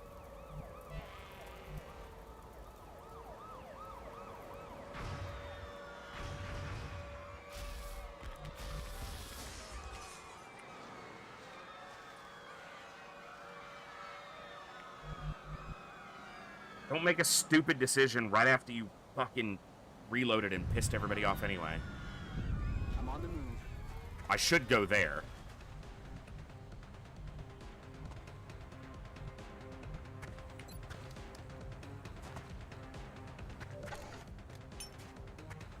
Scanner's up and running. Such a bad position to start from. Because there's no cover without being in the middle of the map. And all that cover is half cover. The Mechtoid. It doesn't look Leviathan-sized, but it's kind of hard to tell. It looks maybe Vulcan-sized.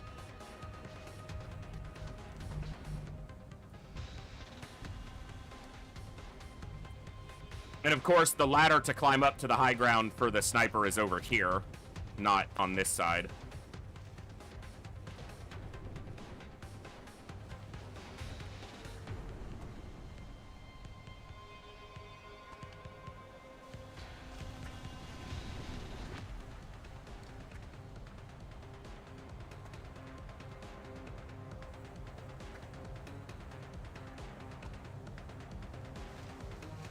I'm really debating whether I should keep playing Long War tonight.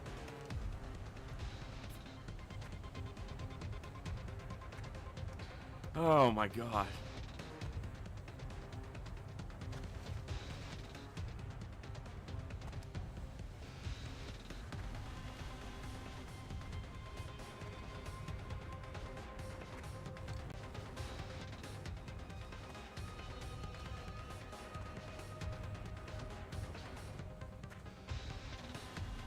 Not really, Native, because even if I knew that, that would have been the only place to put the scout.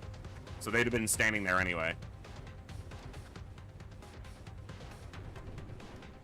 I probably would have moved before shooting.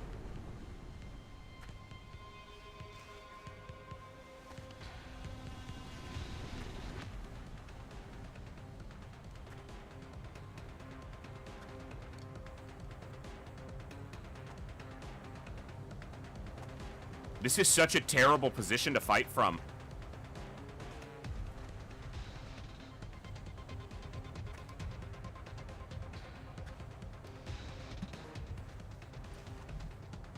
Like, there's no cover. Like, you just have this open area. To get into this cover, you're just so exposed. It's a really bad spot to start.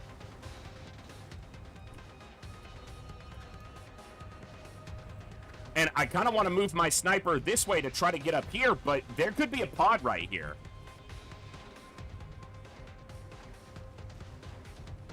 If there's a pod right there, we're fucked anyway, so maybe it doesn't matter.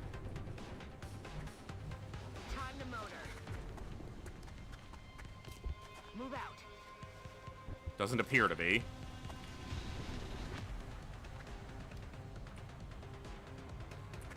I can't even move to this tile because they'll activate.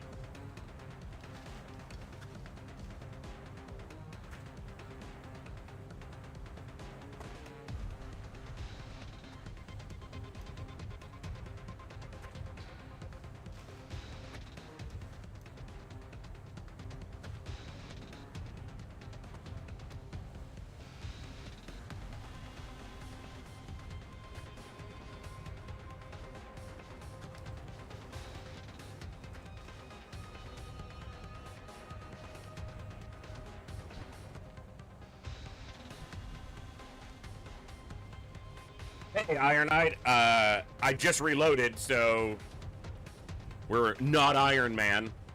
This map, this mission is destroying me, so, you know, it's going.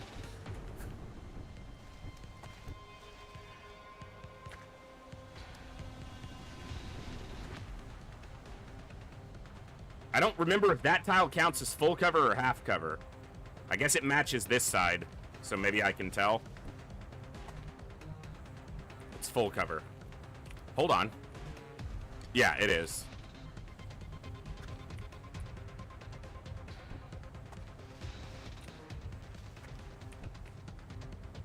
I'm on it, Commander. You're safe. Well, that's what I was checking the line of sight, but I still don't think that's a great position for him to be standing, but have to watch this line of sight here.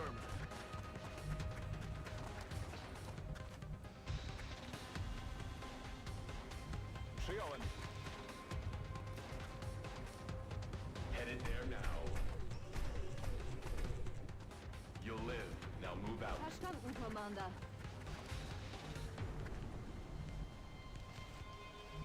Zasuwam.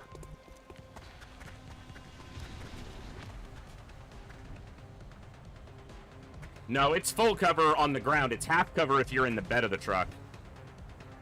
Got it covered. I'm overwatch. Daję. Broń w pogotowiu.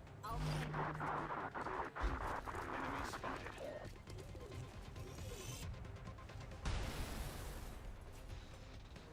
%82 miss. It's a good way to start.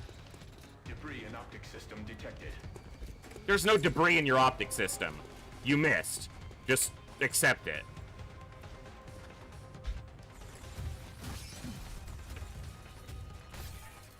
I might have been able to. I might have overwritten it with the autosaves. I'll check, but...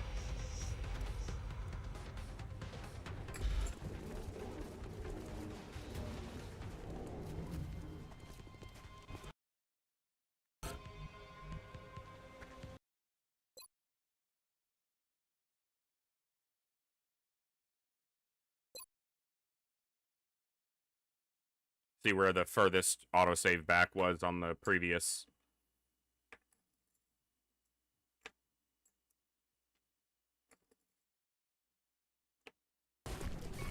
No.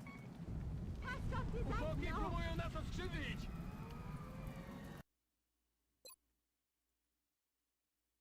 I'm gonna play it from here. Do my best. Okay, my Rocketeer's not gonna have a good rocket here because of where they're positioned. Because they can't lean out this way. A rocket right there is what I need, but can't make it happen.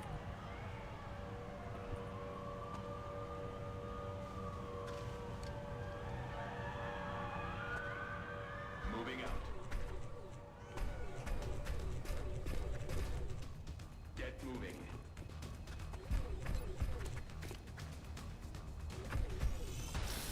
No crit.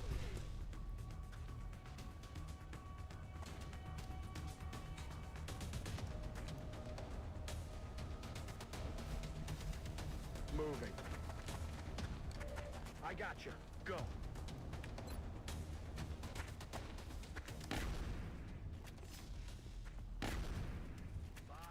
Big overkill there.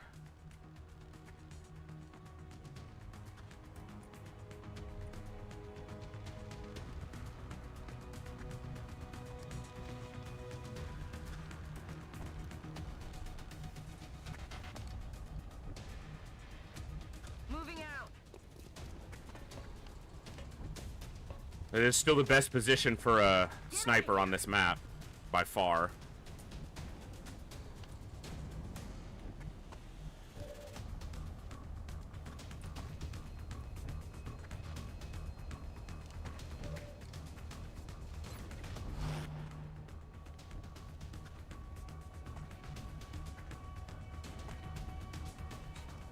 Już tam idę.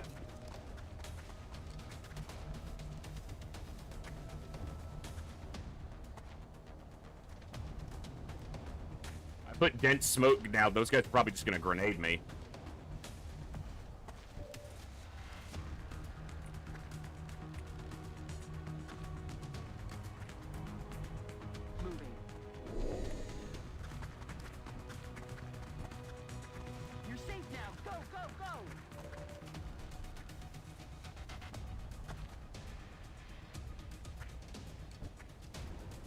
All right.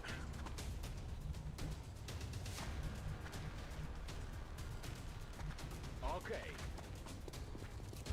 Nic ci nie będzie, pryskaj stąd.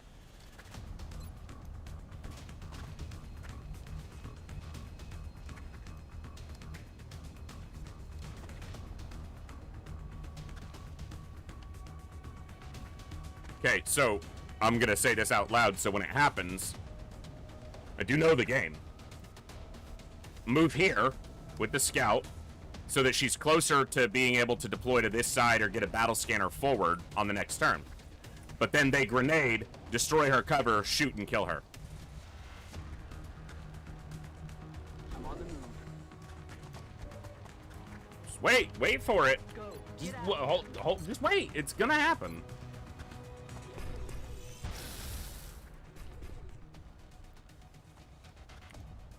Out of the game.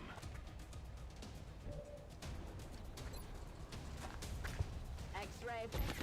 She can suppress both of them so they can't grenade far, so they might not be able to reach.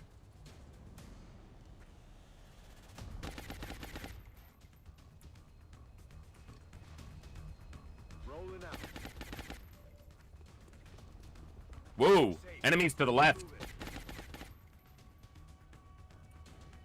Ah! Ah! I don't want it! No! Go away! Fuck.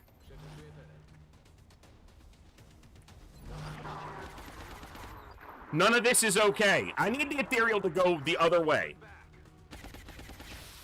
At least there's no sectopod, as far as we can tell, because that's a stompy, and there's a stompy with the mechtoid, or with the ethereal. And at least the one with the ethereal will be a regular. This one is active. Yep.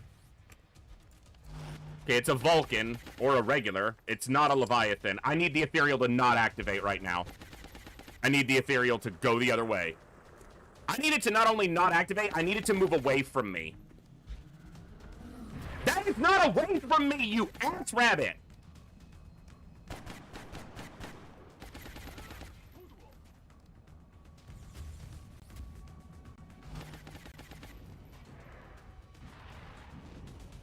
Not after you activate, because now you can walk up and void rift me, you son of a bitch!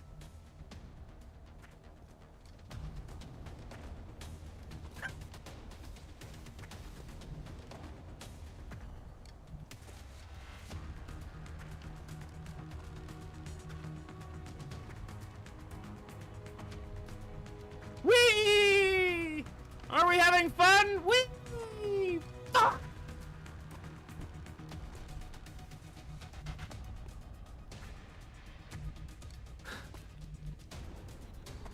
Okay. How do I solve this?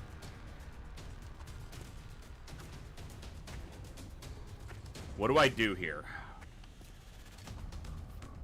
What do I do? What are my best options here?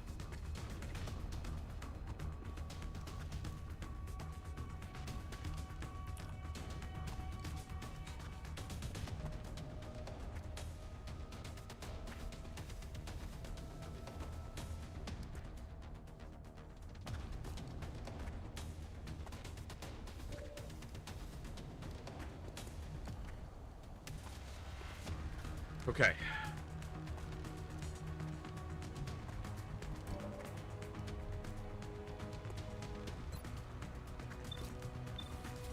We disabling shot this one.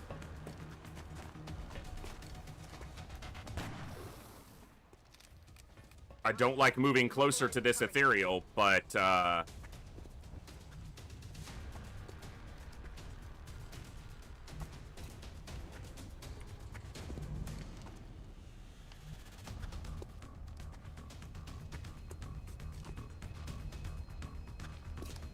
Moving to position.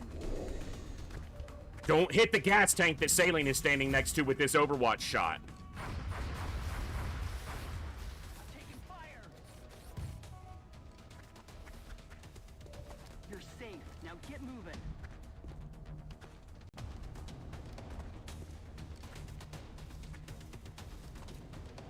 Lots of chaos is in the wrong damn spot.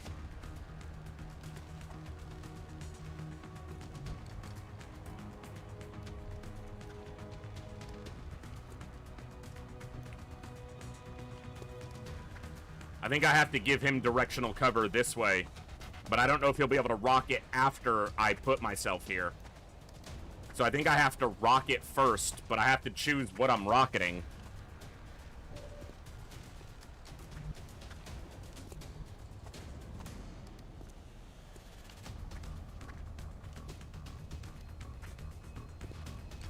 I can't leave that ethereal alive, but there's no way I can kill it this turn. It simply will not happen.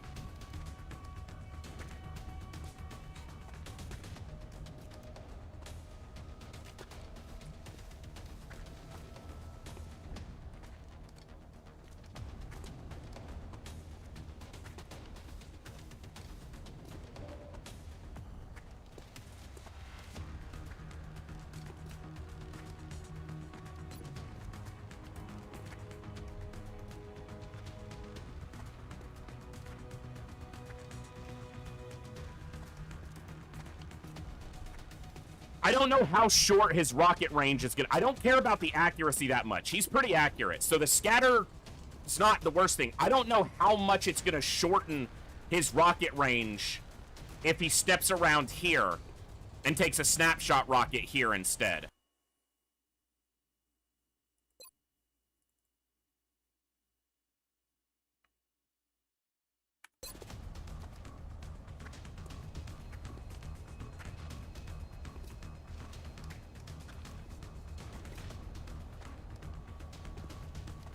Because I would much rather he was standing on this side with cover than here. Because then I have the flexibility to do a little bit more with my mech. But I cannot move forward because this line right here is this Berserker. And the rest of this Berserker's pod is back here. That's how split this pod is. I hate when pods split like that.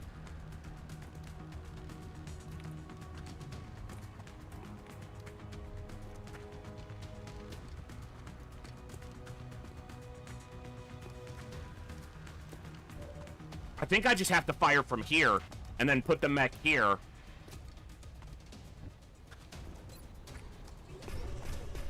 I'm looking at distance here. 7 tiles? Yeah, he won't hit them with it.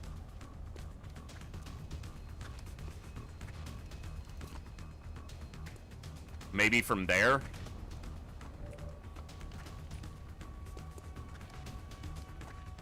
It's not guaranteed to explode.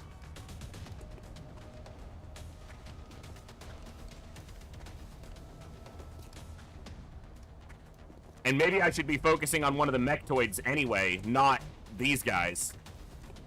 Because if I don't move lots of chaos, or move them up to here, not from here, but if I don't move lots of chaos, they can still suppress these two.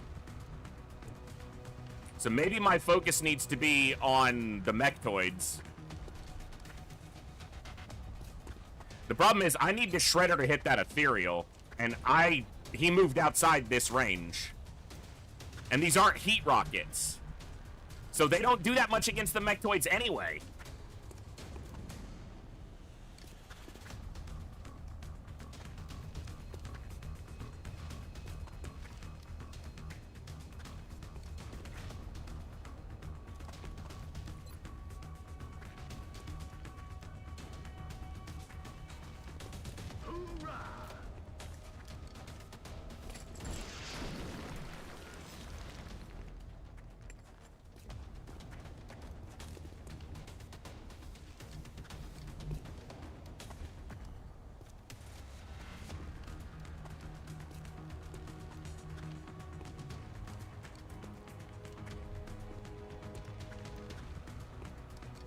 I don't even think I'm giving him cover. I think I'm shooting at this guy. Or these guys. Heading to that location. My mech is not that tanky.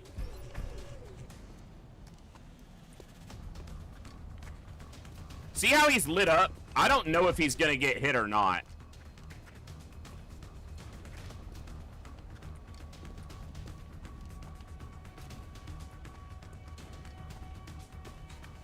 I think the flamethrower ends one for all. Because it's an arm-mounted weapon, not a shoulder-mounted weapon, but... Looks... Yeah, it does. See? It lit him up! Okay, he took damage. Maybe this will explode and kill this guy. This guy's disabled this turn. There's 2 heavy floaters back here. I gotta kill this Mechtoid. I don't know what this ethereal is gonna do, but it's probably gonna hurt. Copy that. Go on. Head to the ship. I can see him and I don't want to. I don't want to see you. Go away. I just gotta kill this Mechtoid. This is mostly for shredding. I don't have a, I can disable him if he doesn't die.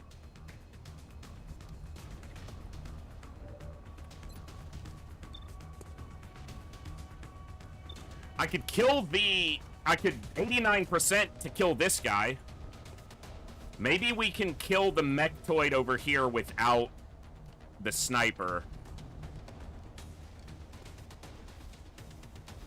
She would be able to get a rapid heat shot on this Mechtoid from this tile.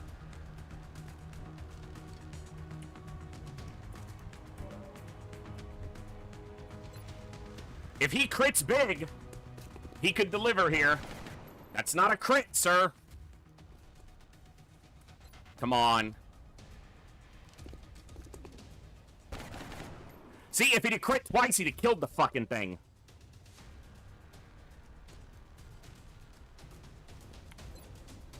The Mechtoid is more dangerous than the Exalt, and the Exalt's probably going to move because the car's probably going to explode. So we kill this Mechtoid.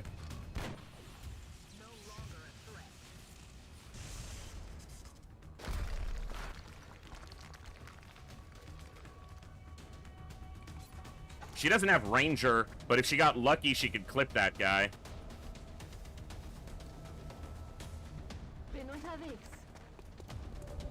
If I got really lucky here, I don't think she could kill this, but she could get it really low. It does have a disabled weapon.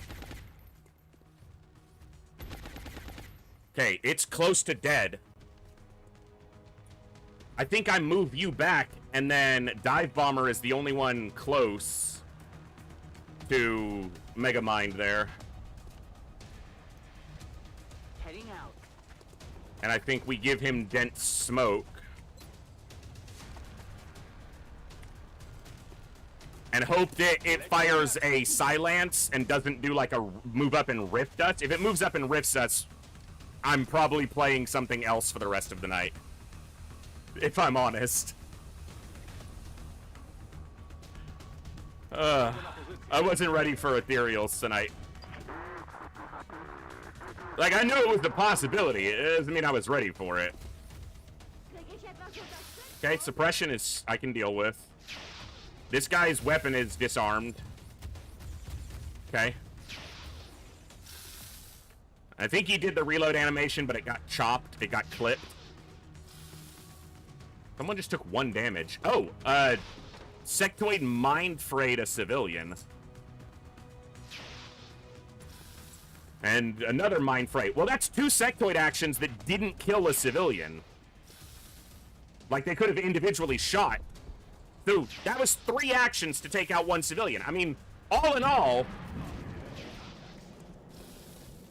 Alright, here come the Berserkers. The Ethereal only has 25 health. If I can get my Assault or my Mech next to it...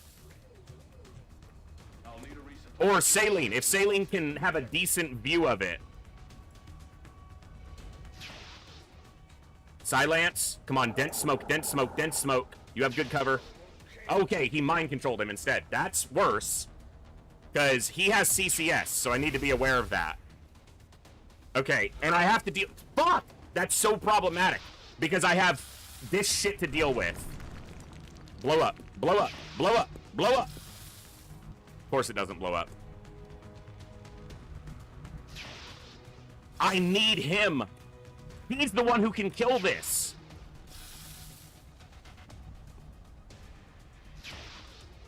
And he's in Dense Smoke.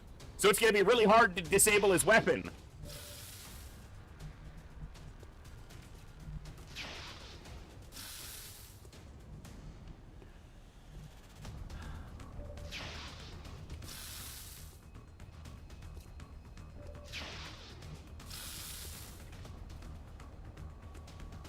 This could be a supremely good rocket. If it somehow does good damage on the mechtoid, and it ends that suppression, maybe even kills that guy. If it kills this guy, it's really good. It didn't kill him, but it did end the suppression. Notice it didn't blow up the already flaming hit twice vehicle. Land this CCS. Okay, that puts him a lot closer. Mind control need to be renewed every turn? I don't think it's every turn, no.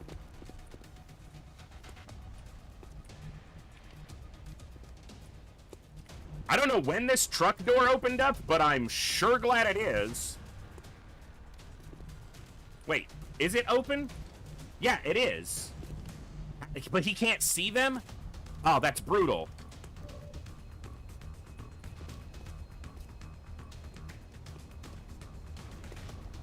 I'm never gonna kill these.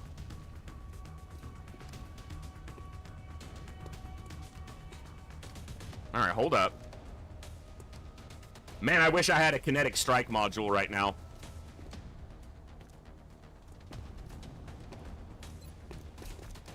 Okay, at the cone, it's only one wide. Like, at the origin point. So if he stands here, he can hit both of them without hitting him.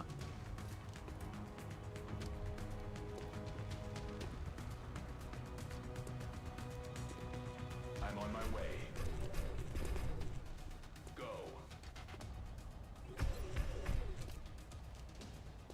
Well, he's not red, but he's still being hit. Son of a bitch.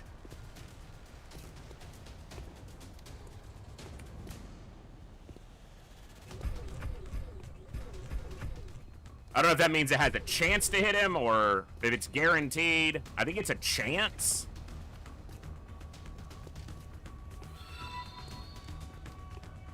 I don't think I have a choice. Hello, ladies and gentlemen. What's up, Zionzi? Yeah, he took damage. What the fuck? He saved a civilian. At least he's in cover. Instead of hunkering down, he moved. Ah. Alright. You have to kill the mechtoid.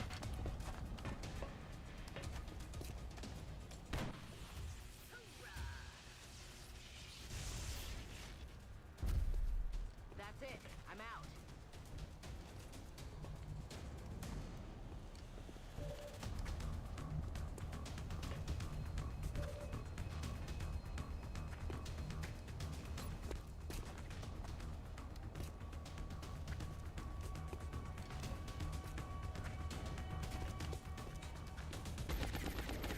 Come on, big damage. Okay.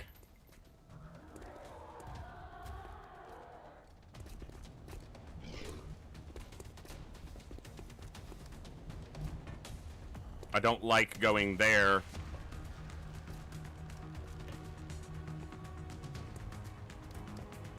But I need to kill this. And he's not a good enough shot to guarantee he can kill it from here. I don't even know if he could do 8 damage. He could do 8 damage. I doubt he will.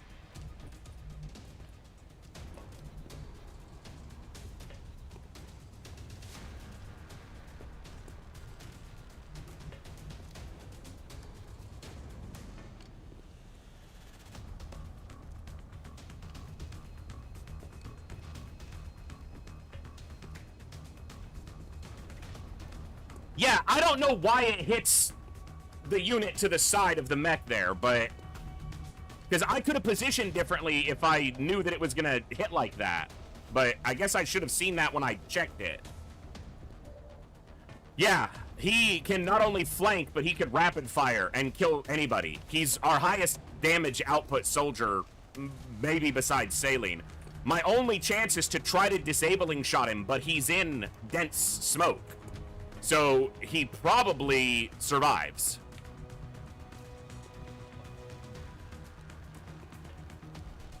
I think his run and gun isn't on cooldown either, so he could run and gun.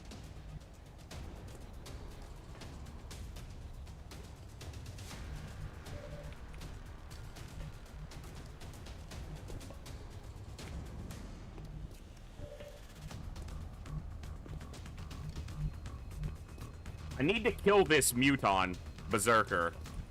Can you see him through here? It said yes for a second, and then it changed its mind.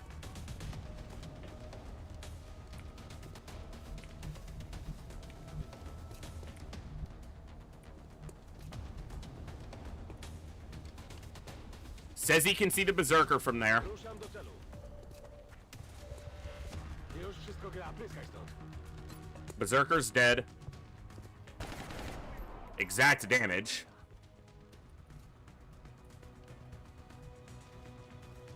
Heading out. Alright, here's the chance. Here's our best option here. Move out. It's gonna be a 59% to disable his gun. Weapon disabled. He can't kill one of us next turn. He could use his sidearm, which is a heater, and he can still put out damage. Drodze. I have to dent smoke my 6 health Rocketeer because that Exalt is alive. So are the heavy floaters.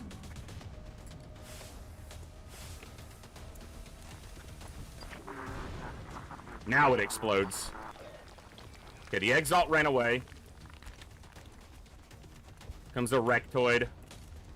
Second Sectoid. Do something, I'm pinned down. I don't even know how he can see him from there. That seems like it's too far, but that's fine. Regular floater. This is part of the Muton Berserker pod. Kann mir jemand helfen? Suppression. I'm on it, Commander. Okay, he's coming up on Saline. Zmienili os ataku. He double moves, and he doesn't reload his gun, which is actually kind of problematic for me next turn. Do not rift me, you big-headed fuck. Okay.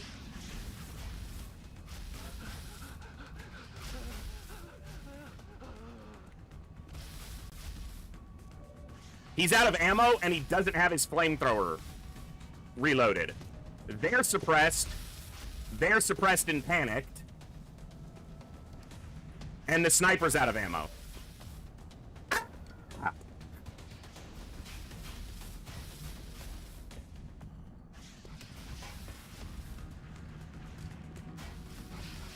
50% to hit it.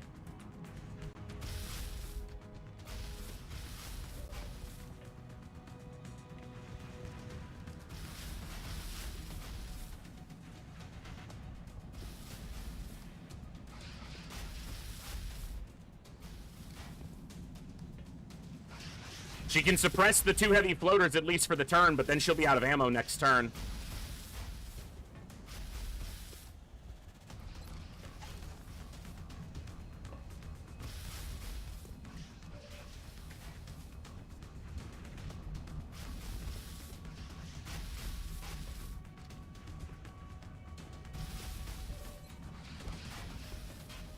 He didn't reload his gun, so he's still not a danger to me on this turn.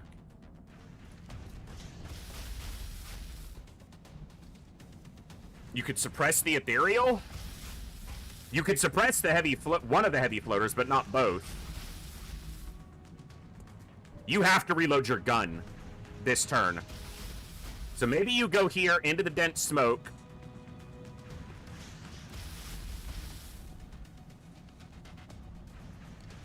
Reload your gun. You suppress the 2 heavy floaters. That'll put you out of ammo for next turn. Ice Sense comes up here and suppresses the ethereal. I mean, there's a small chance we could kill the ethereal. If Thor Snore lands a 67, Hollow targets the ethereal, Saline could shoot at it twice and maybe kill it. He'll have a 59% chance on the first shot. Maybe slightly better on the second if it gets pushed into executioner range. Maybe. But any shot against an ethereal that misses is reflected. So if he shoots and misses, he's taking damage. And he'll only be able to shoot once. Well, I can leave him where he is. He doesn't need to move because the only thing flanking him is this guy who currently doesn't have a loaded gun. Maybe it's better for Saline to try to kill one of the heavy floaters.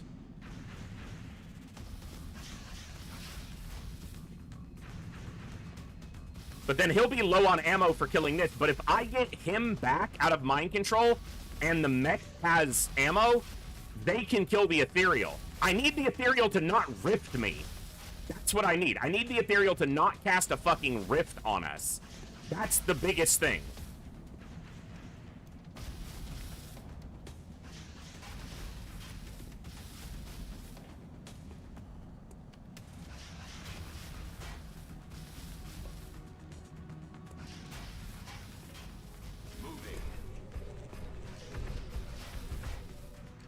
I need him as a viable target for them because he is tanky.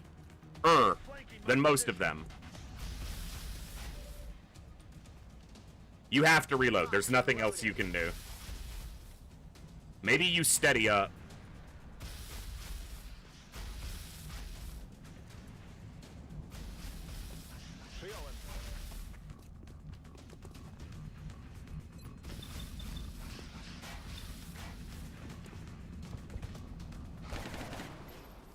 Oh my goodness, he almost killed it with one shot. I mean, that's what he's made for, but...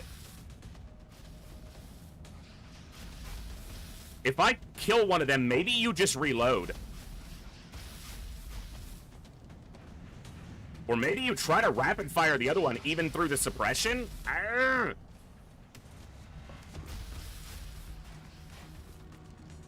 I could holo target it. I'm probably risking a rift if I'm too close together, but... okay, hold on. She could kill this one.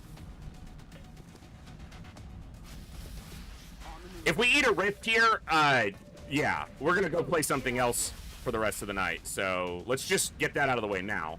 If that happens... kill this one. Okay. Now, if Saline summarily crits the other one...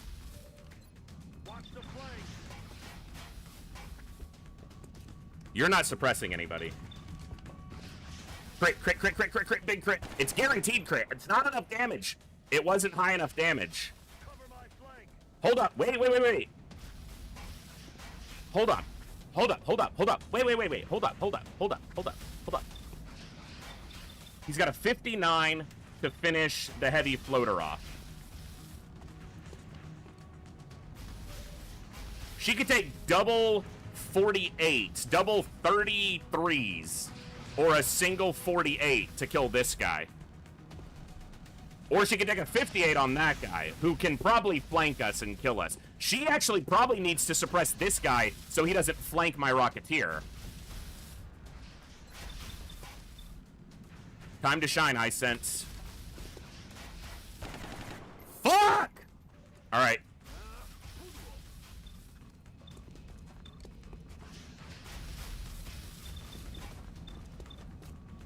Just kill him. Come on, you hollowed him for the kill. Nope, I should have suppressed him, but... tried for the kill. Let's see what happens. Obviously, the Ethereal is still the biggest problem. He reloaded his gun, because he said ready to engage. That's gun reload. Just don't kill Cursed. Don't drop my Rocketeer here. Go hunt civilians or something. Not you, the floaters. I don't care about you, you little dumbass. That's not flanking, but he could just drop him. Suppression, maybe he doesn't get shot at because they're suppressing him. That's high ground. Okay, he moved away. Now the Ethereal and the heavy floater. Okay. Come on, Ethereal, don't rift me. Don't rift me, big brain. He hit the mech, and he didn't get through the armor, and the... okay! Okay! Our boy is still mind-controlled, but I might have a chance to kill the Ethereal now. Holy fuck, he hurt the mech hard. Okay, I've got to kill the Ethereal this turn. That, like, there is no other option.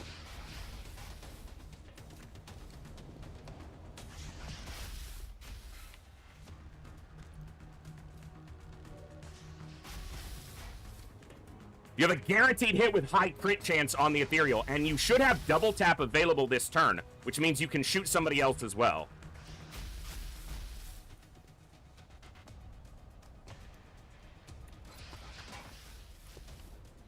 Range is only losing 2.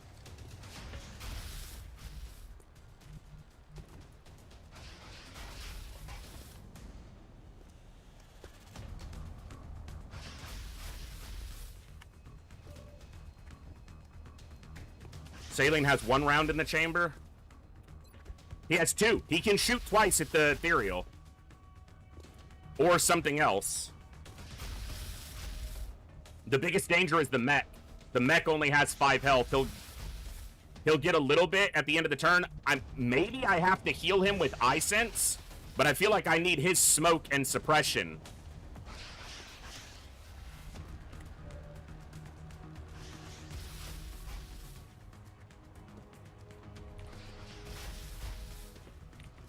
I guess you could move up and shoot, and then I can decide on your second shot or maybe pull you back into cover. Are either of these floaters on Overwatch? I saw them both double move, so it shouldn't be possible that either of them is on Overwatch. Heading there now. What's your chance to hit here? 77. It's not great. If he reflects it, he kills him. So I think she has to shoot first to try to holo target.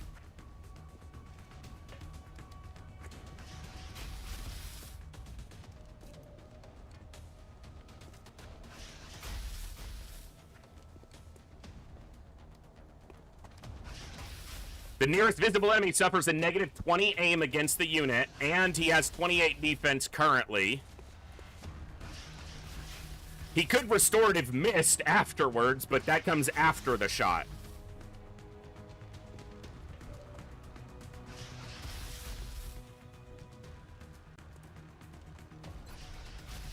If she just crits, Saline might be able to just kill him with Executioner. Her shot is guaranteed to hit. No crit, but decent damage. She could shoot again. And maybe that's better than finishing off one of these guys. Just ensuring that I might not have moved the mech up if I'd have looked at this a little bit longer. I thought I played it out enough, but like made enough decisions.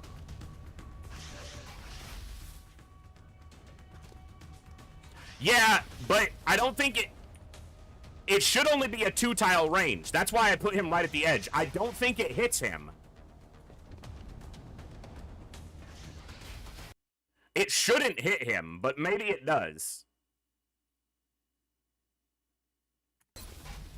Because there's also a chance that if this crits, it just kills him. I don't think it can. I think it can do 14. 15. Close. Okay.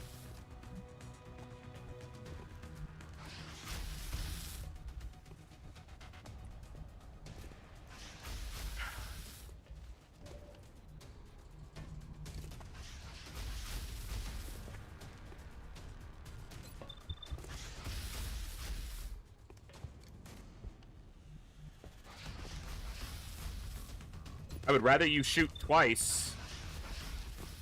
Don't get reflected. Fucking hell, reflected. It's only 2 damage. I guess I should have tried with her first. If this does damage the mech, that's why I put a save in, because I don't think it damages him. Yeah, 2-tile range. I should have shot with her first, because then he could have shot twice here. Which would obviously be better. I hate that you don't get his action right away. Maybe it's better for him to reload.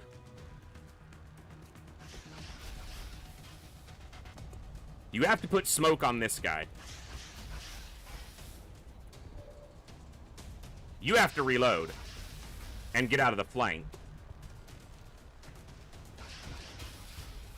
You have to move out of line of sight.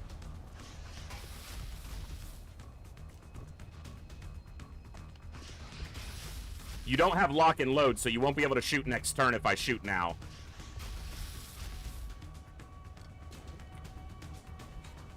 Okay.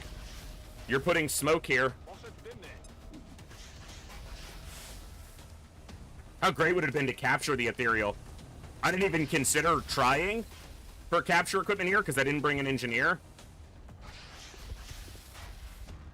Is suppression better than you healing the mech?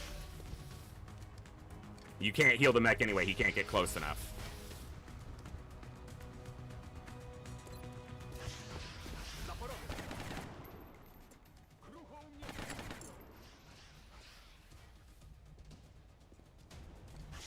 Better to be in the dense smoke. Geh zum Schiff und halt den Kopf unten. She has to reload because her gun's completely empty. You have to reload or you can do nothing next turn.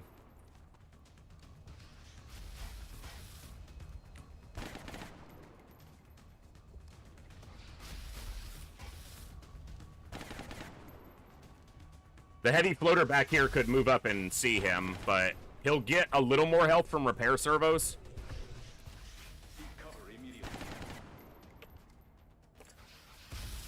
The biggest danger right now is my Rocketeer. The person in the most danger is my Rocketeer.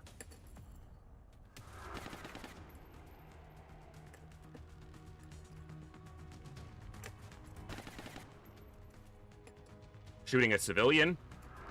Mind fraying a civilian. That's even better, because he doesn't kill it and he wastes his turn. We still have 2 regular floaters up there. There's one. Shooting at the Rocketeer. Suppression. It's better than him shooting, because it's no chance to kill. This guy is behind the truck, so I don't think he can see the... How can he see him from there? That's a full cover element.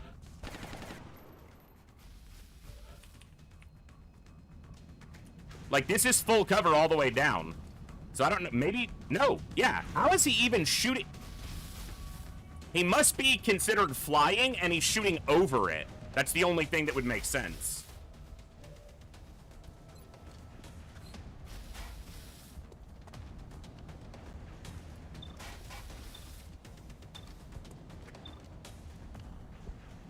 Yeah, shoot this guy, maybe kill him, and if not, guarantee end the suppression.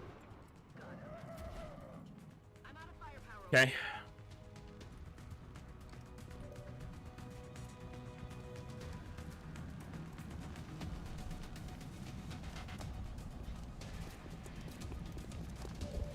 Semi-cover could be transferable. I know that that one's not, because I've stood behind it before and not been able to shoot over. My guess is that he's flying.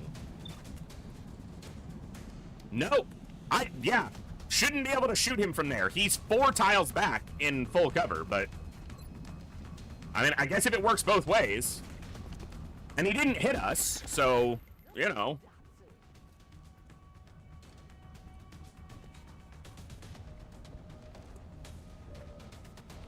Beggars and choosers and all that jazz. I think I just move you back to be a little bit safer. Let's see. He would have still been able to rocket where I wanted to in that previous iteration. No, that was here. Yeah, he could have stepped around and still rocketed there with decent accuracy.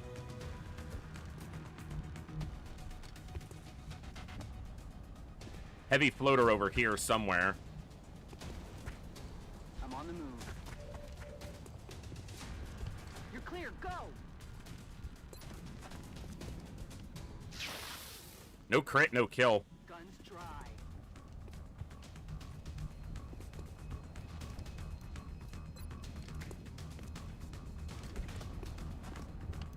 That's a kill. Good job.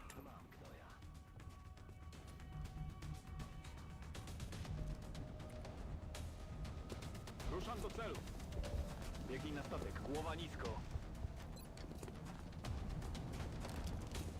Nie użalaj się nad sobą.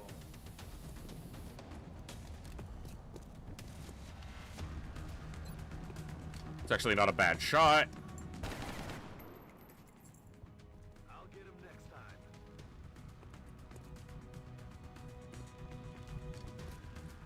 Okay, I could move up and use the restorative mist to get that last health, but it would dip into what his repair servos is currently healing. So it's actually better to just let his repair servos tick right now.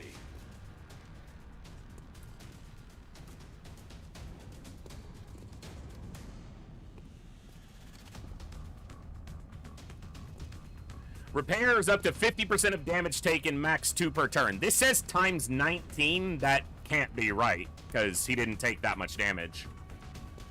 But... okay, you move. So the dive bomber can maybe move out aggressively.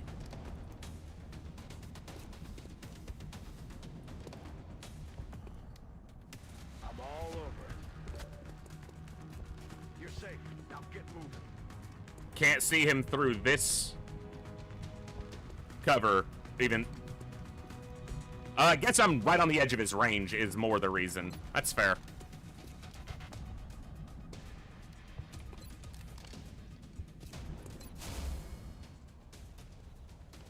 I'm watching. Yeah, there's still that Exalt operative, though. He's at less than half health. Lose ground.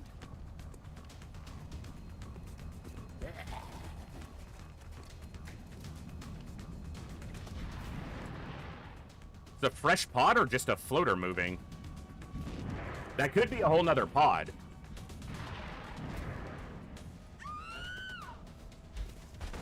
Seems like there's still a pod in the fog of war. That's 17 plus. That's certainly possible. You're safe now. Go, go, go. Let's do this. It's the only problem with that build is they don't have lock and load.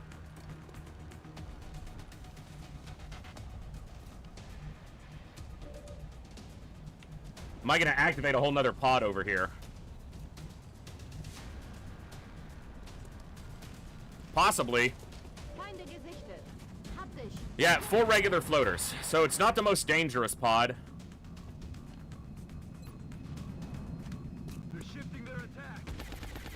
Damn it, woman.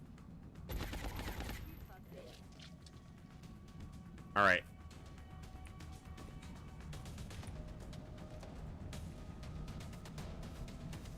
Ida.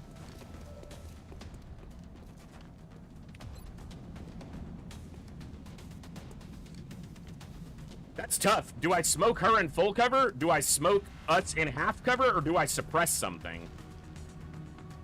He needs to move, but if he fired this rocket, he could kill them. Like, he has Ranger rockets. He'd probably kill the civilian, too, but, you know. You know. Shit happens. I'm rolling. Go on. Head to the ship.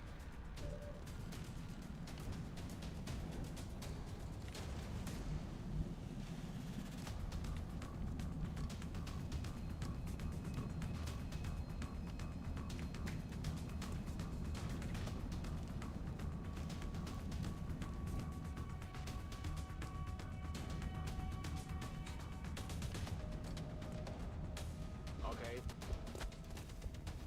You know, Sailing could just kill this one. Like, can do enough damage to just straight kill it.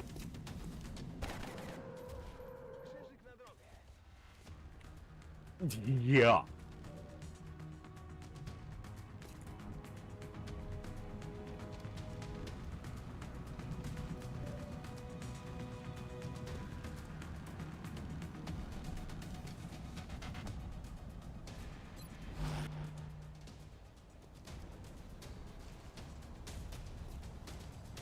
Heading there now.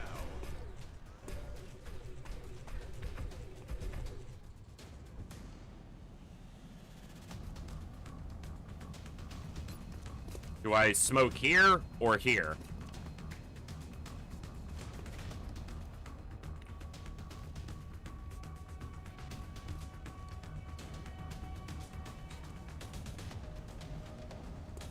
There are no more enemies.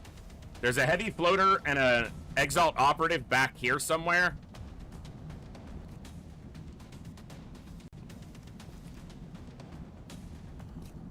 And then these guys. So 5 floaters. This is 4 of them. The sectoid, the heavy floater, and the Exalt op. That's what's left.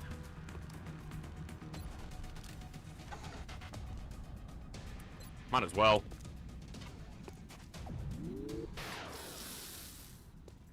This won't feel too good. Wasn't expecting it to disable. I was just mostly just going for hollow targeting.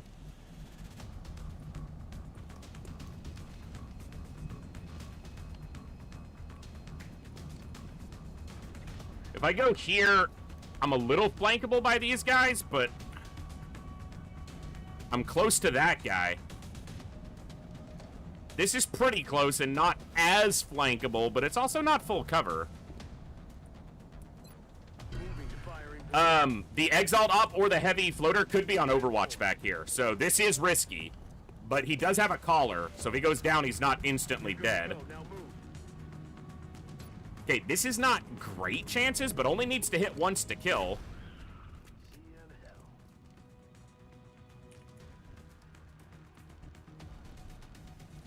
So she's got 18 health and full cover. One of them's probably going to shoot at the civilian. This guy might retreat. They can see him currently, and he's only in half cover, so I think I smoke back here.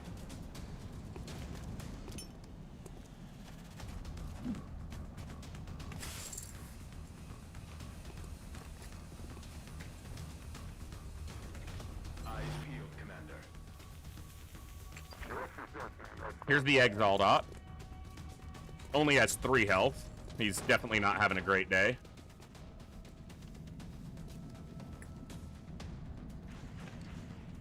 That's the pod leader, and he missed, so he's the most accurate and missed. That shoots the civvy. That guy's flying, so he had really good accuracy, and he shoots a civvy instead. Shoots a civvy behind the truck. Look, I normally hate that they just get to murder the civilians, but this is in an area where the panic is already very low. So, as long as we don't fail the mission, it doesn't matter. And we saved 2, so we can't fail the mission.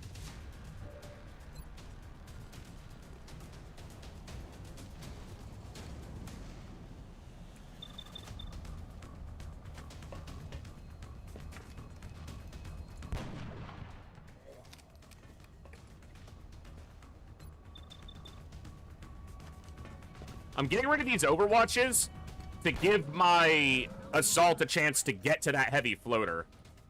That's the plan.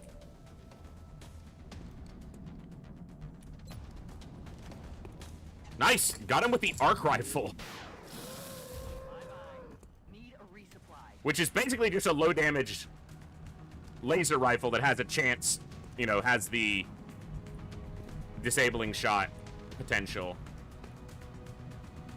The heavy floater went through the door over here, but I don't have run and gun available this turn. I don't know exactly where it went. No, it's right here.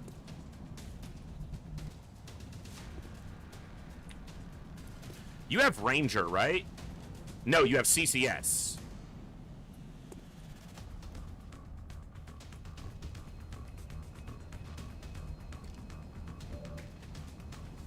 Okay, well, that civilian died, so... And I'm not the one who killed them.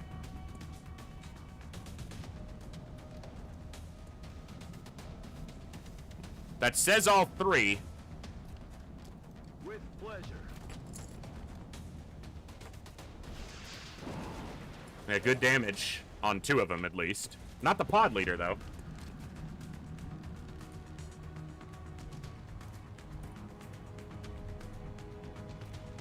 Tiny risk from being flanked from that side, so maybe I just... Przyjąłem. Nic ci nie grozi. Biegnij mi stąd.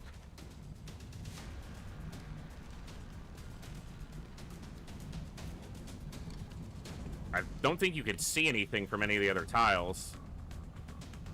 Says he can see the one that's in the air from here. Okay. 69-ish? 65-ish to hit. He missed. It's the first time he's missed a shot in a while. He don't miss much.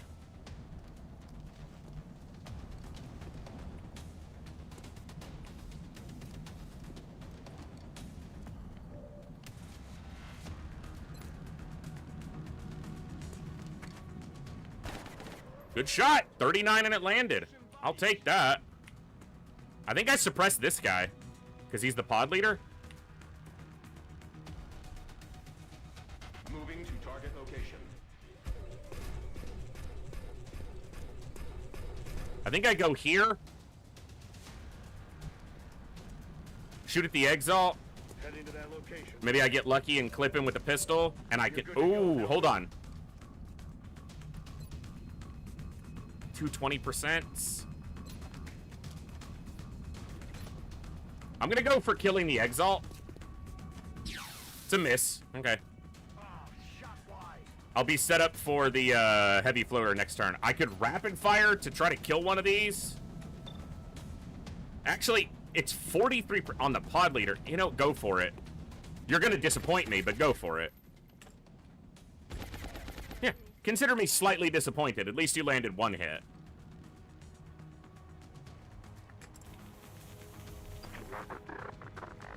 Shoot the civvy behind you, or just retreat. Double move retreat. I left this guy alive instead of killing him. Does it bite me? It's shooting saline, isn't it? Nope, it's shooting ice sense and missed.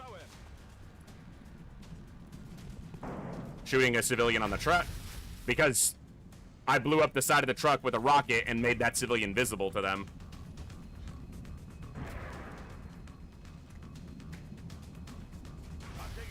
Okay.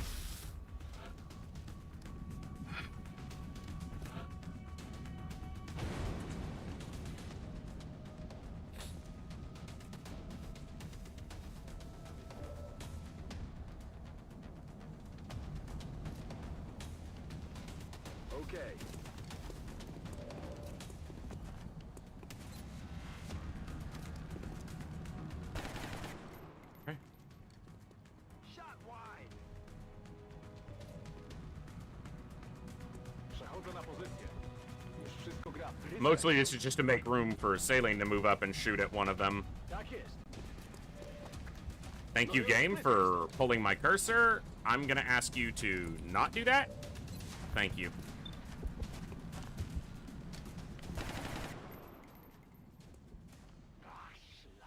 Sag face. Such miss, much Sag.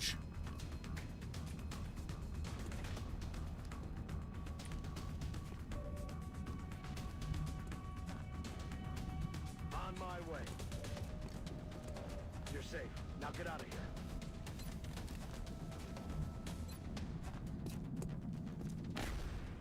I didn't rapid fire because it's probably just gonna miss, and I need him to have ammo so that he can try to kill it next turn with much better percentages. I guess he still would have had ammo. I didn't track how low his ammo was. Przechodzę Just na move pozycję. back.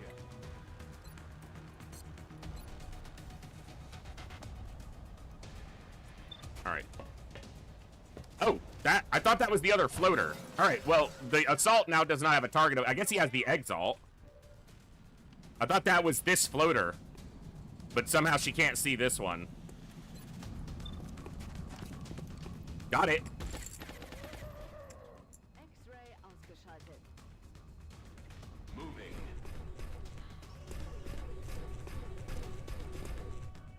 Move to our ship for evac. I'm watching. That's affirmative. Get to the ship and keep your head down. Ready to rock.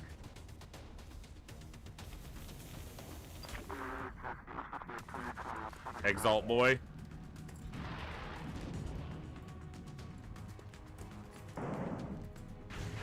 Just tagging another civilian. You've lost the mission. It's over. You're all dying. But you know what? Fuck it. Kill another civvy, because screw the player. That's fine. It's fine. Start moving towards the ship.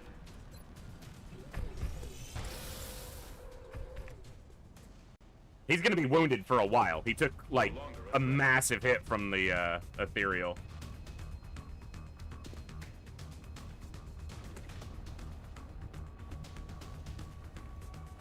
Reloaded. there now. Gehe in Position. Verschwinde von hier. Załatwione.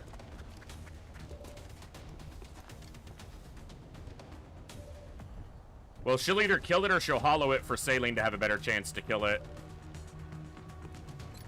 They both need experience. She killed it.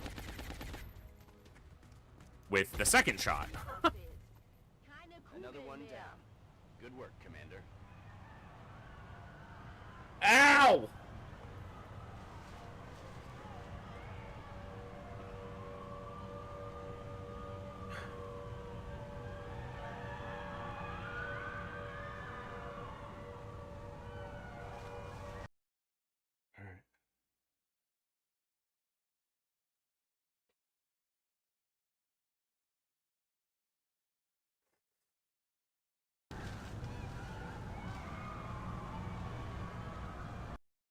Yeah, mech wound and the Rocketeer wound.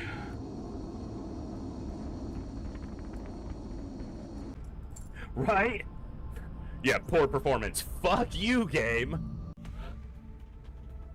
34 days. That's brutal. And you can't chop him. He's already lost it all. 18 meld just from all the enemies. Also, can't use another one of my mechs until that's repaired, because it's our current only mech suit until this Valiant. Yeah, it could have been a lot worse, but I reloaded there too, so it was a lot worse, and then I save scummed. I feel like a lot of the shit that happened in the first iteration of that was garbage.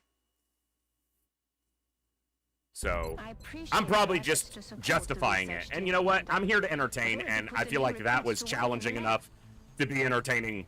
So, I hope at least. 18 meld? Well, that's all the meld we got there, but... Oh, that's right! We have a fucking data extraction! Son of a bitch!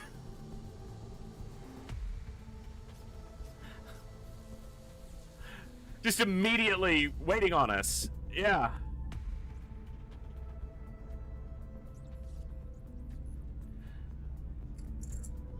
What hit the Rocketeer this time? He got hit by a floater? No, he got hit by the flamethrower. It was friendly fire. It was the flamethrower that shouldn't have hit him. It was friendly fire, literally.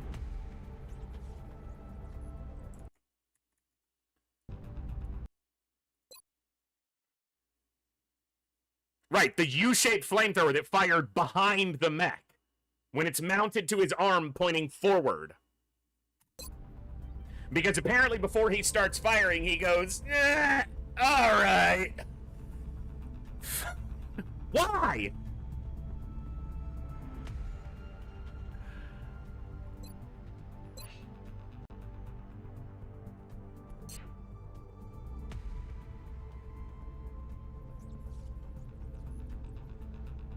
If I am given the opportunity, I'm going to...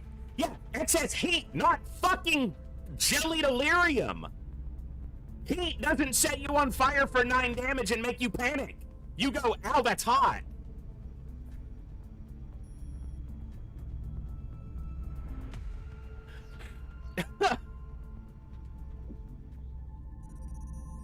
Given the opportunity, I'm going to cheese this map just like I did the last time. Excellent. We look forward to I might not have the opportunity, and we have had this map be very buggy. So I can't reload to get a new map because we did the terror mission first. But I am not opposed to reloading here because this map has a tendency to be very buggy with initial activations. So I'm just going to state that now.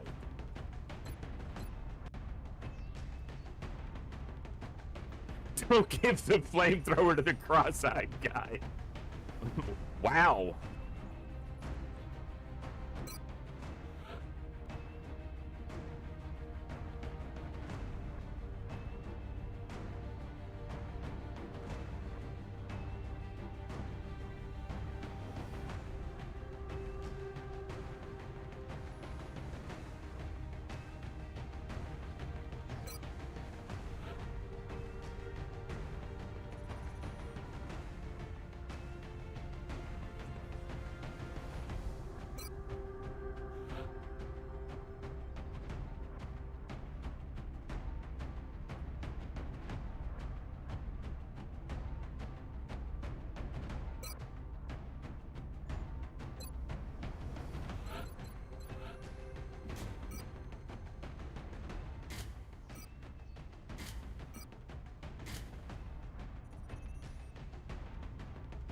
Do I take the Gauss rifle even though it has lower ammo?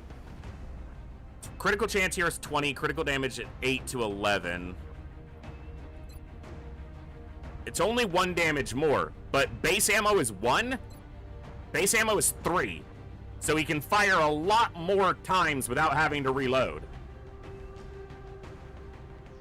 I'm just going to go with the laser sniper rifle into these guys. Because the plan is that we'll never engage with them directly anyway. And it'll all be from the edge or as we're leaving.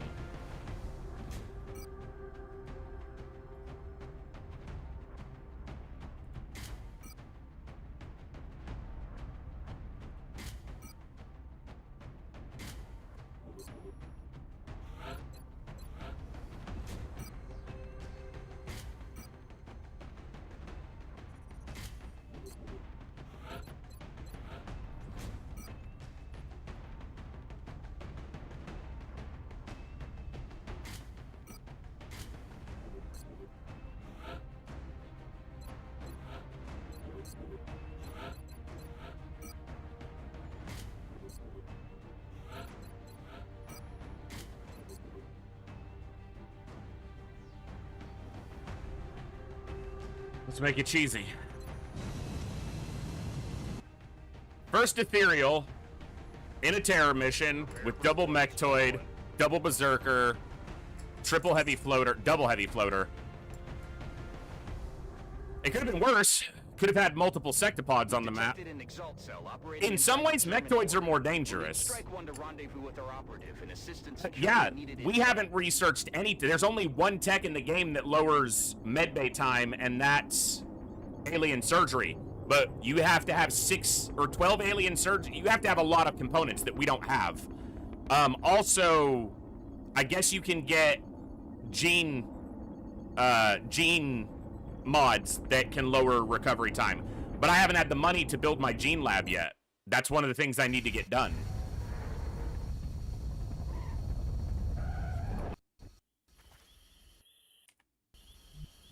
One of our covert operatives was nearly successful in hacking a series of ExaltCom relays when enemy forces moved into the area. If we're going to have any chance of recovering that data, we'll need Strike One to provide protection while the operative finishes hacking the remaining arrays. They are as far apart as is possible for them to be. The intel. Objectives updated.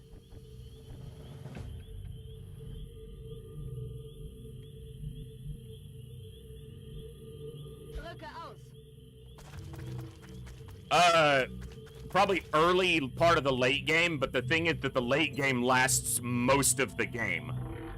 For me, at least. The way I approach the campaign in my games. The end game tends to... So we're late game, but not end game. All the enemy types are now on the board, and we're not that far from plasma. That's kind of where the campaign is at. We're not that close to it either, though. Got it covered.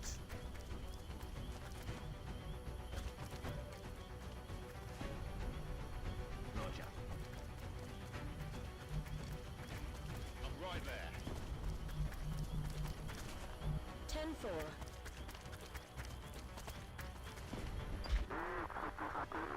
If you guys remember the last time we had an extraction on this map, we had the log of death, and that's what we're going to try for.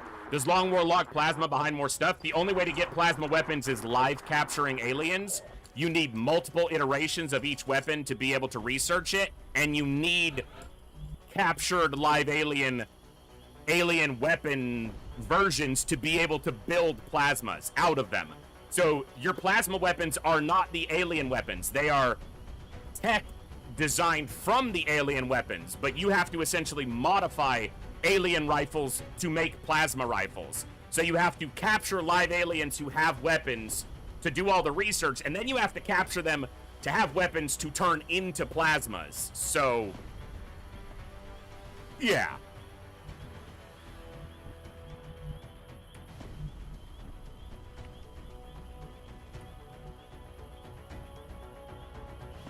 Positioning confirmed.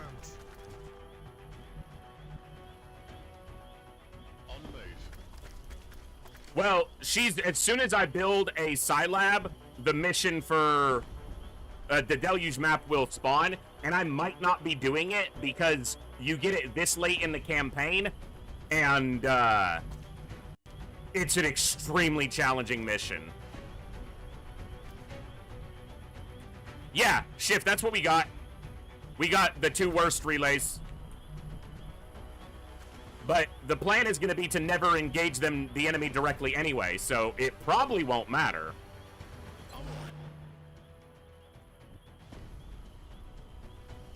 Moving to Overwatch.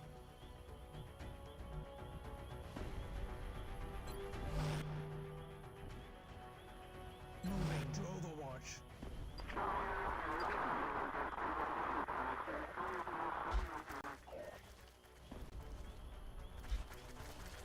It's either 8 or 10 at this point. It might even be up to 12. It's big. That's what she said.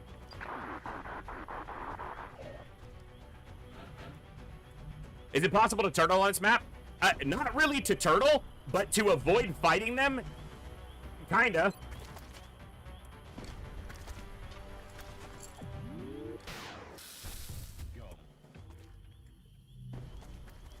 So we sit back here on Overwatch with 3 Overwatch specialized soldiers and our sniper, and then from this side of the map, our concealment scout spots them.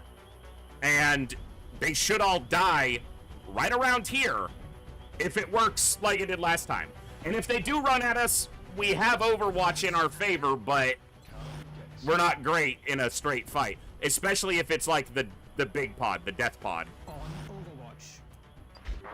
Because that'll have like 2 or 3 heavies in it, and it'll just be like 10 or 12 enemies, and we have 4 soldiers.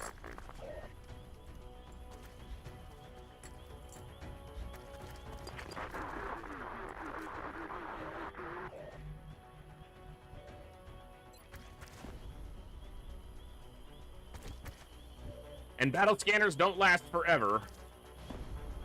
So, while I don't need a battle scanner, I'm not going to use one. As long as I have a target for the sniper, I won't use a battle scanner. You know, in hindsight, I should have brought a sniper who needed experience. He doesn't need experience, but he does a lot more damage than any other sniper. But if I brought a sniper who needed experience, they would level up here so well. It would just take longer.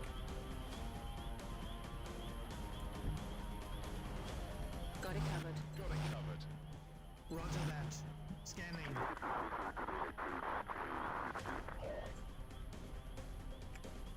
Hört ihr das?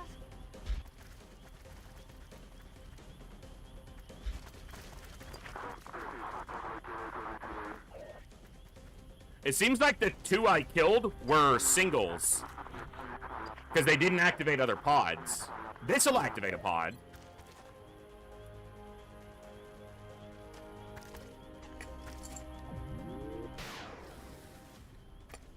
Enemy spotted.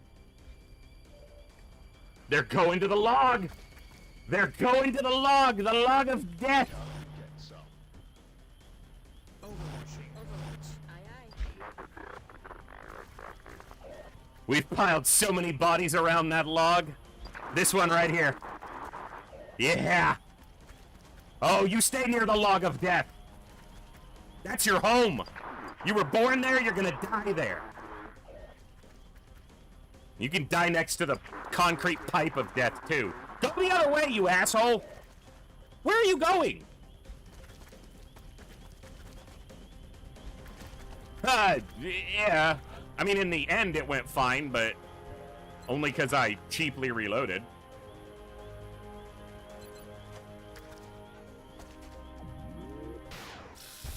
He's down. Burning through the ammo fast. Overwatch. Aye, aye. Overwatch. Got it Aye, covered. Aleki, thank you so much for the follow. Welcome to the Echo. Glad to have you here. That movement over here, I thought they were coming around this way, which is possible, so I will need to throw a battle scanner and check.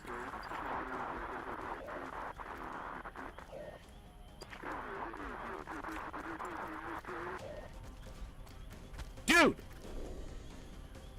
It's such bullshit, because he can't know she's there. He literally moves to flank. They do not know she is there. She is in concealment. We've done this map before with a unit standing in that tile, and they never flanked her, ever. But they're moving as if they know she's there when she's in full concealment and has never been shot, never been seen. That's bullshit.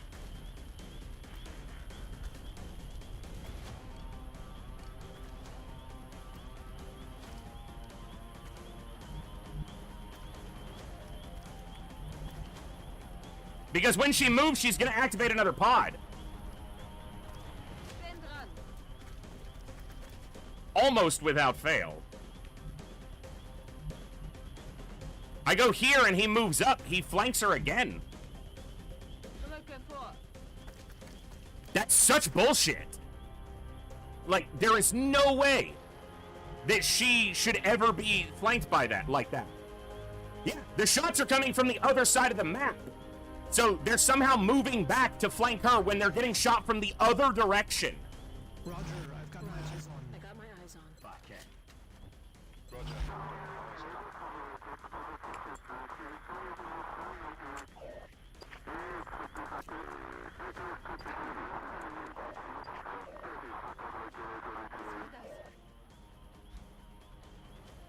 He's still pursuing her.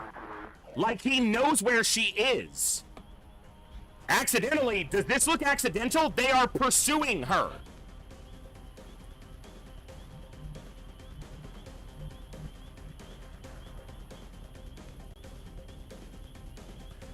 Isn't the game programmed for the enemy to slowly converge on the operative?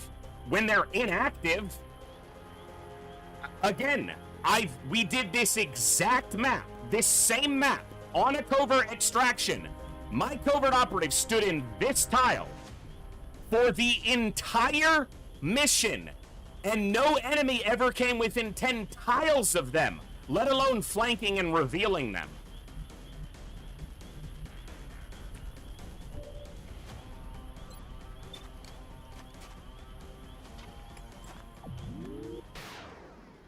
Taking Ditto.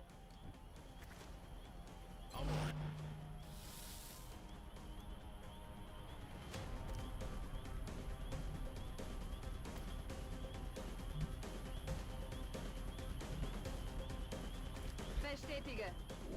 The problem is when she activates another pod, and then she's completely surrounded.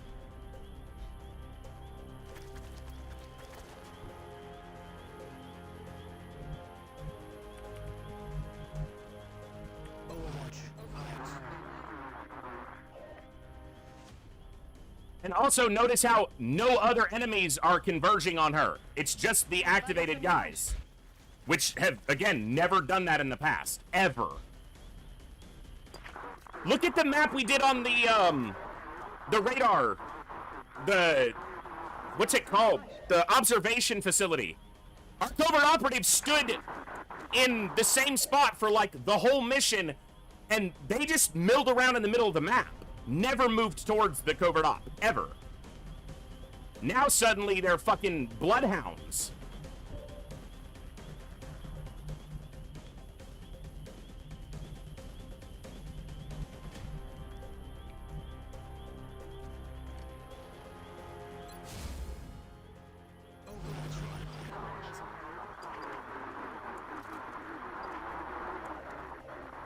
Why I put a save before, because this map is garbage. Hört ihr das?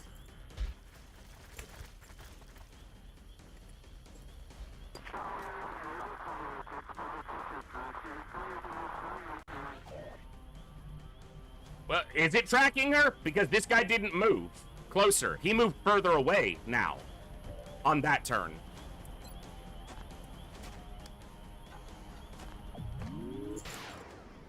Missed a 77. That's not good.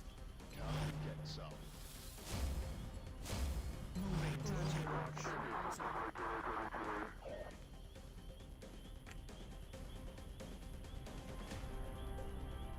Was war das für ein Geräusch?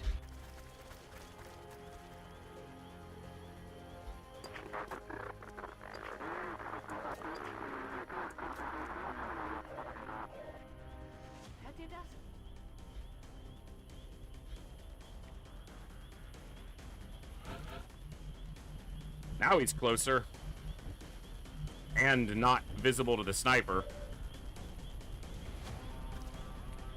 On the next turn, he could reach her and kill her. And she can't get far enough away to stay in concealment. So stupid.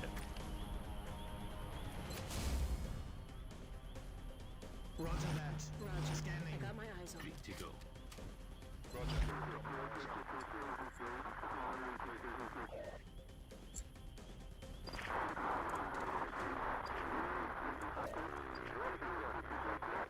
Quiet. Did you hear something? I don't like things like this that invalidate a player mechanic. Concealment is something the player has at your disposal. And something like this basically just says, yeah, but what if it doesn't work because we don't want it to?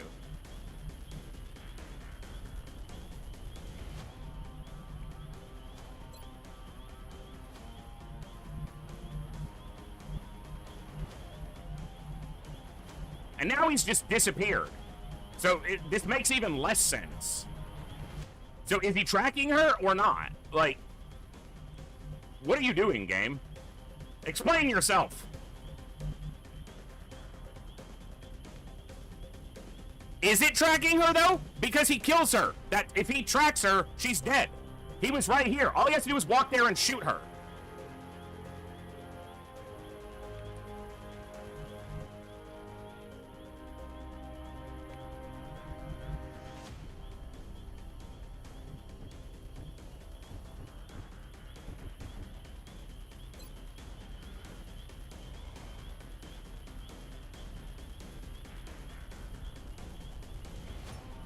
And just tracking the unit isn't an excuse. It's a shit mechanic.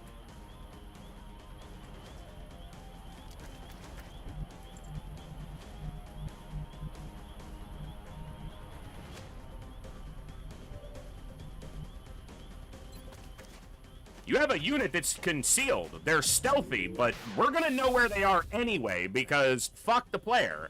Stuff like that doesn't fly for me.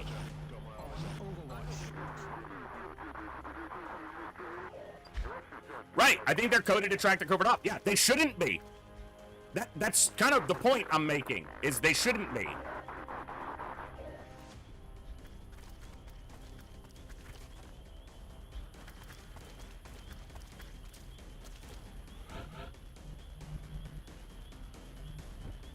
Like, I understand what it's doing. I even understand why it's doing it. My argument is that it shouldn't be doing that.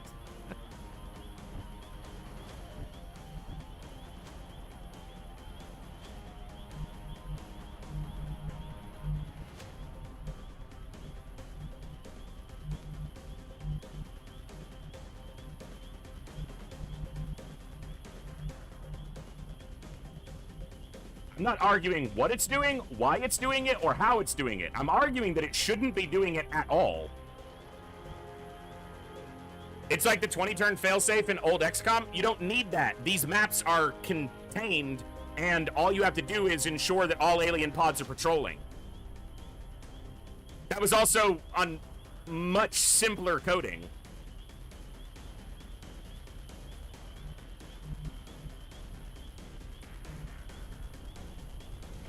And now he's just forgotten where she was. Like, it... At least be consistent with your bullshit.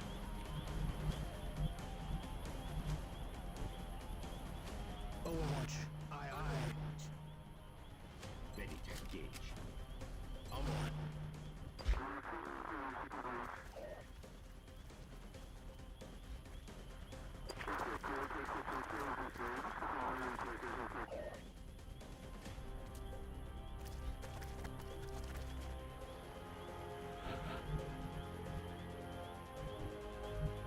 Maybe they had a movement scanner. I mean, if they wanted something like that to be in the game, it could have, made sense. You could give the enemies an ability that mimics them having a motion tracker, but the player needs to know that that's something that's in the game. That'd be a perfectly fine, reasonable, understandable, acceptable mechanic. But The player has to know that it exists, or is a possibility at least. After we've killed hundreds of Exalt, we'd have found their equipment and been able to go, they have motion trackers. Overwatch. Got it covered. I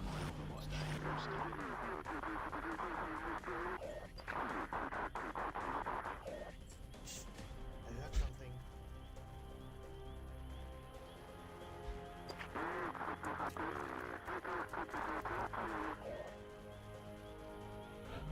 You cheating son of a bitch.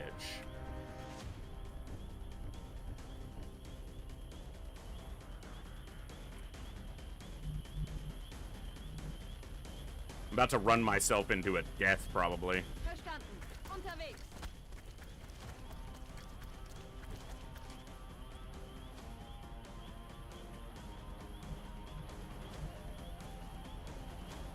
Moving to Overwatch. There's still the death pod out there. Just playing devil's advocate, but maybe they only just researched it again. If it were a mechanic in the game, I would accept something like that being a possibility. It's not, even if it should be, it's not.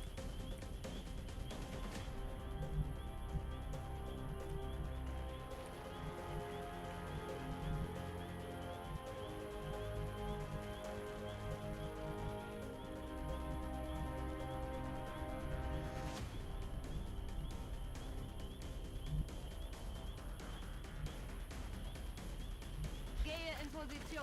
This puts me at risk from being flanked from over here. But if that's the closest enemy, then there's nothing over here.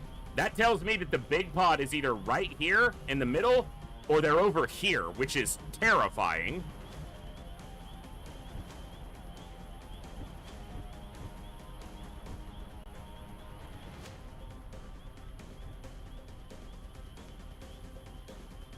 Eyes peeled, Commander. Overwatch, aye. Roger that. I mean, it wouldn't be that hard. How will they AI choose to deploy it? You pick a parameter, when they hear a noise, they use it, and they have X number of two uses of it at a mission, or whatever the case is. Or they automatically use it on a certain turn. I don't know. You hear anything? I just play the game poorly. I don't know enough about it to theorize on what could or couldn't be done in it with something like that. I'm not good enough at the game for all that noise.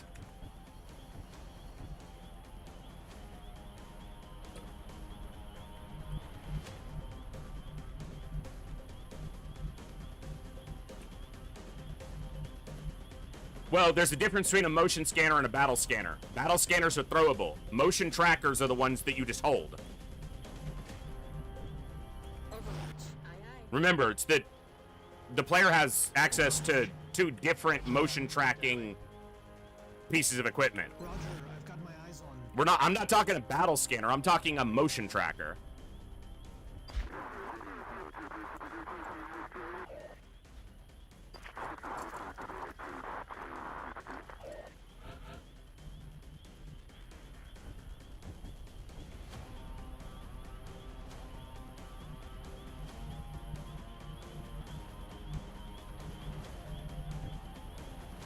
Oh, this is so entertaining, isn't it? Roger that. Next time I play Long War, I'm going to have either We Are Legion turned on, or I'm just going to use one of the mods that adds 2 soldiers to extractions once you have Super Sky Ranger. Like, I'll gate it behind Super Sky Ranger tech, but because if I had 6 soldiers plus the covert op, I would probably just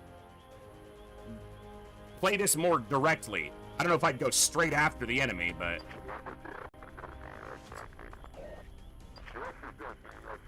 Well, I'm not gonna modify anything in the middle of a campaign. Given my luck with bugs, I would brick the campaign.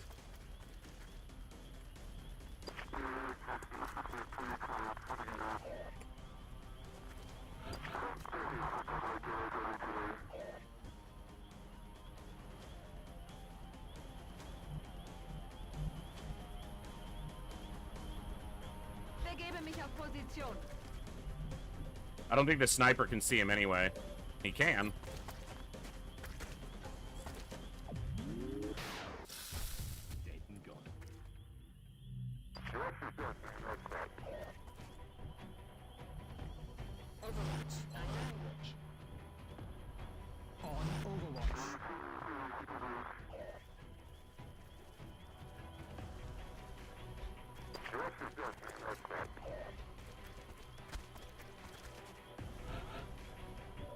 You are such a dirty, stinking cheater.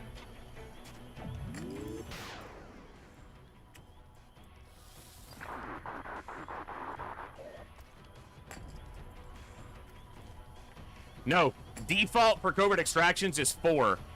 You either have to have the We Are Legion second wave option or another mod to be able to take 6 to covert extractions, not counting the covert op. So 6 soldiers and the covert operative.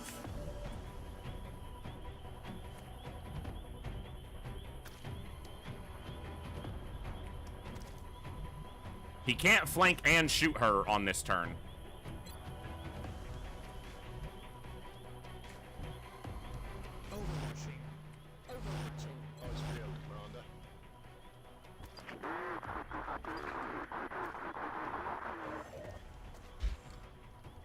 Now, the real bullshit would be he just, like, grenades her while she's concealed.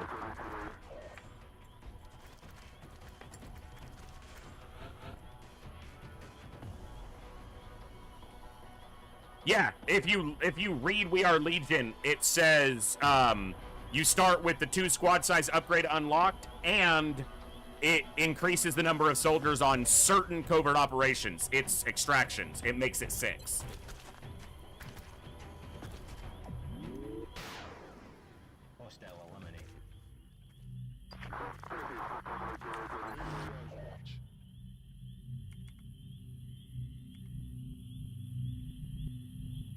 Hab's gehört.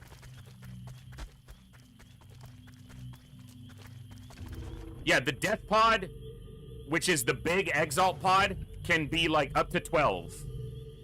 It's 8 to 10 when it starts being a problem, and it gets bigger. Giggity.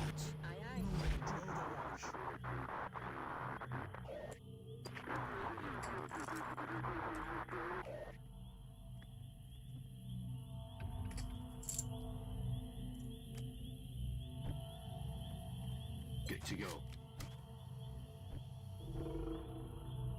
Yeah, it looks like they're hanging out mid-map, which is not surprising. They're hanging out right around here.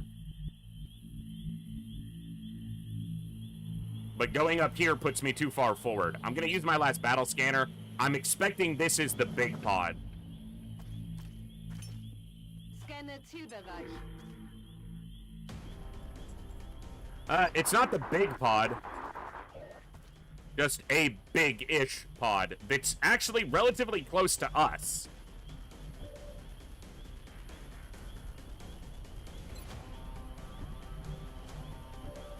Oh, he already reloaded this turn. That's a waste of a battle scanner turn, basically.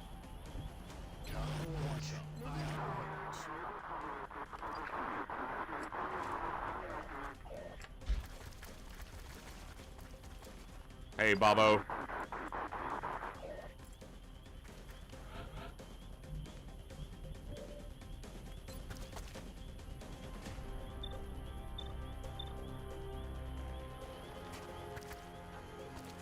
Oh no, Jim's head just exploded. Shit. Looks like ET phoned home and he's having a house party. Log of death. Log. Sorry. Old Redwall war chant. Or Gaussum war chant. Hit me back if you get that stupid reference. Back to the log of death. Now let's see if they move towards the covert op. He's milling around mid-map. This is exactly what I'm expecting them to do. Right here. Maybe that says something about how bad a player I am, as I need them to behave exactly as I expect them to for me to even have a chance. I don't know.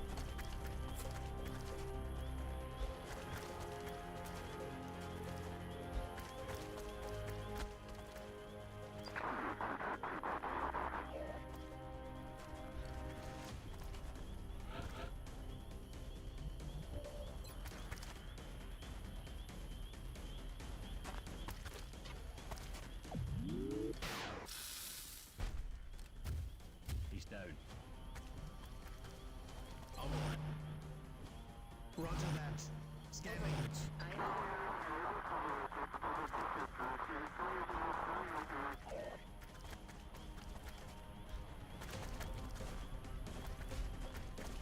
by the sniper, and it's at the head of the log.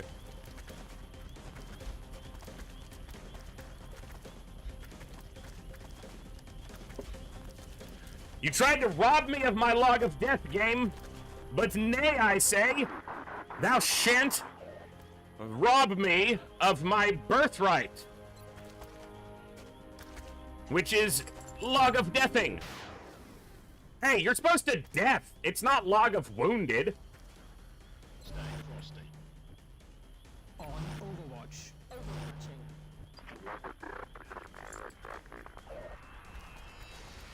Now you're gonna medkit him.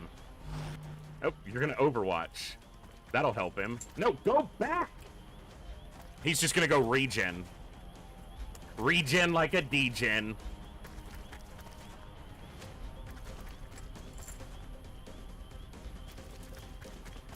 I don't think this is the big pod, but maybe it's the, you know, we might have gotten one of the smaller pods. Log of hole in chest. Yeah.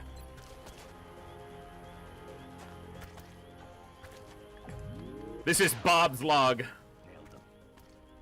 He serves all comers here. Just step up to the log and he will deliver Moving to a hot meal of laser right through your forehead. Fastest way to an exalt's stomach is through his forehead with a laser.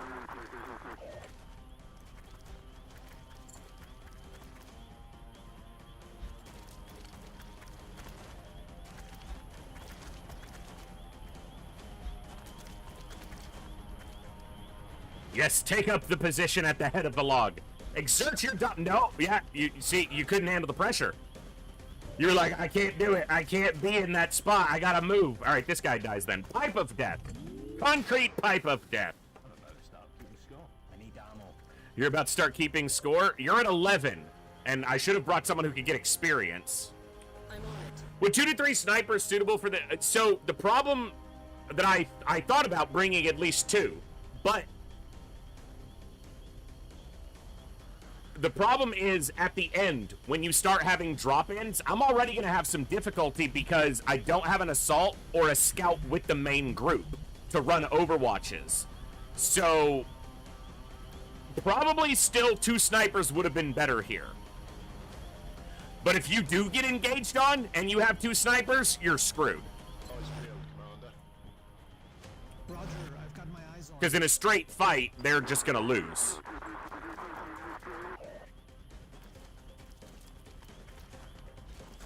So if this strategy doesn't work, multiple snipers is a big liability. If it's working, you're good. You could have 4. And just bang, bang, bang, bang every turn, but... Or every turn when they don't have to reload. Roger, got my eyes on. Roger that. Scanning.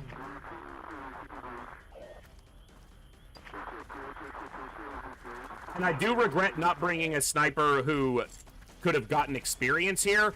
They wouldn't do as much damage as Bob because he's a full Master Sergeant with a full one-shot build. But a double tap sniper or just any other sniper, because it's not like we need to go fast. Speed isn't what we're going for here. And most of the other ones could do 12, 13, 14 damage crits. He's just critting for, like, you know, 21. You don't need 21 to kill a guy with 12 health, so... Should have brought a different sniper, but... Contrary to popular belief, I do live with most of my mistakes. 1 second, I need to check and see if they've done anything on my order yet. Not yet. Looks like it'll be at the end of the delivery window.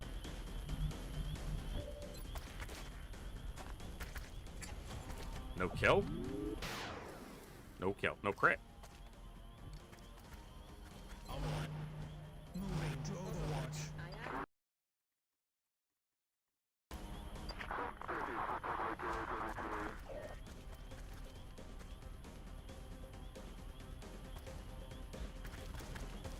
Yes, take your place.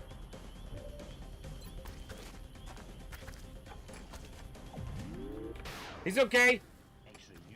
He's late. He's sleeping in the hallway right now. He's old. Eyes peeled, Commander. He's a little bit slower, a little bit older, a little bit grumpier, but he's a good boy. He's doing all right, as far as I can tell. He's not complaining. Overwatching. Got it covered. I think he's a bit worn out from me having a migraine for 3 days as well, because he doesn't get as much attention. His food timing was probably a little bit off because I was, you know, not doing a whole lot. X-ray down. Running dry on ammo. I'm on it. On Overwatch. So I think it stresses him out too for a while.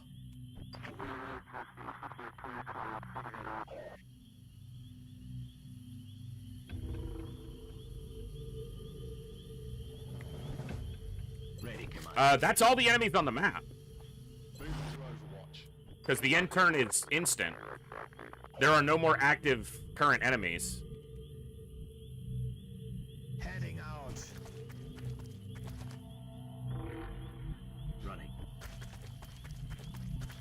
I'm on the move. This is still going to take a while to finish, Already there. and still have to try to be smart and do it cleanly. I'm already there. Take a look around. That's a whole lot of dead guys that are laying on the ground.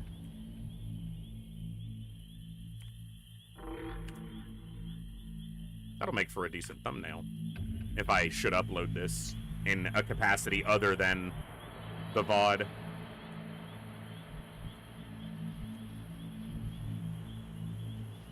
Ben unterwegs.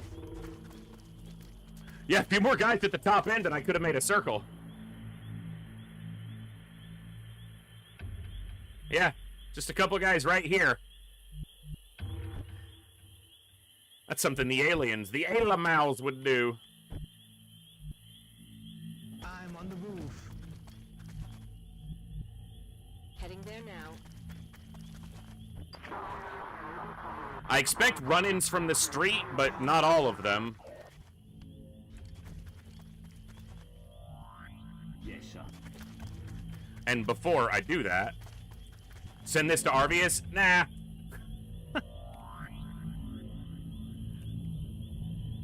Hab's gehört. He'll just tell me I should be playing Beyond Impossible anyway.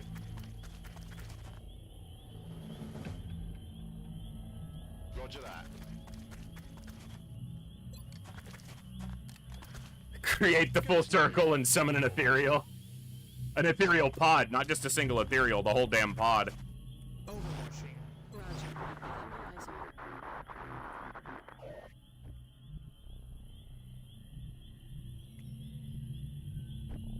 Getting it done. Roger. Tracking. And I certainly find the appeal of something like Beyond Impossible, the challenge of that, to be appealing. But it's also very different from the base game, not just in number of enemies or challenge, but so much of the game has been changed. Perks, perk order, resource value, like the whole economic side of the game is completely changed too. So it basically changes it to function as just a super difficult battle aspect of the game, battlescape, and that's great. Probably the most entertaining part of the game, but Overwatch. Aye aye. don't know if it's for me right now. What's more likely is I'll just kind of tune my own little version of Long War as I continue to play. Like I've talked about with some small changes that I feel like wouldn't give the player an advantage, but would balance out some things. Something like that. Okay, street run-ins are good, because we should get good overwatches on them.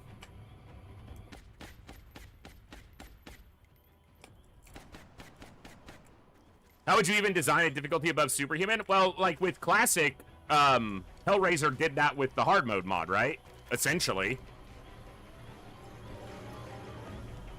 And did it through adding a lot of enemies and making them really difficult.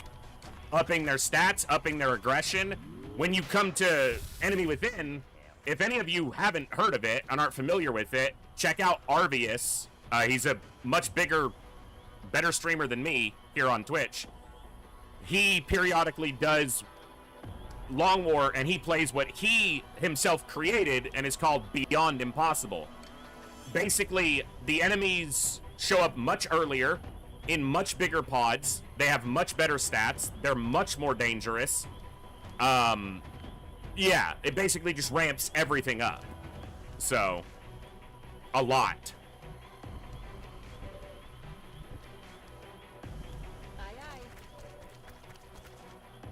Like, it turns everything up to 11.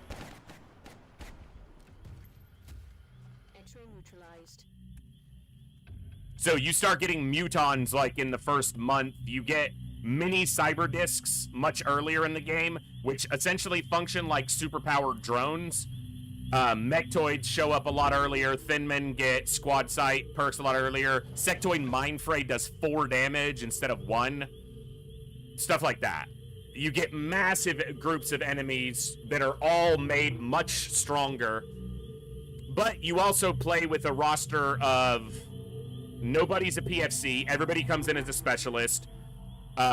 You unlock extra steam vents. The economy is completely changed. So it's, you know, it's a very different game, not just a much harder game. What's up, Charlie? Good to see you. Okay.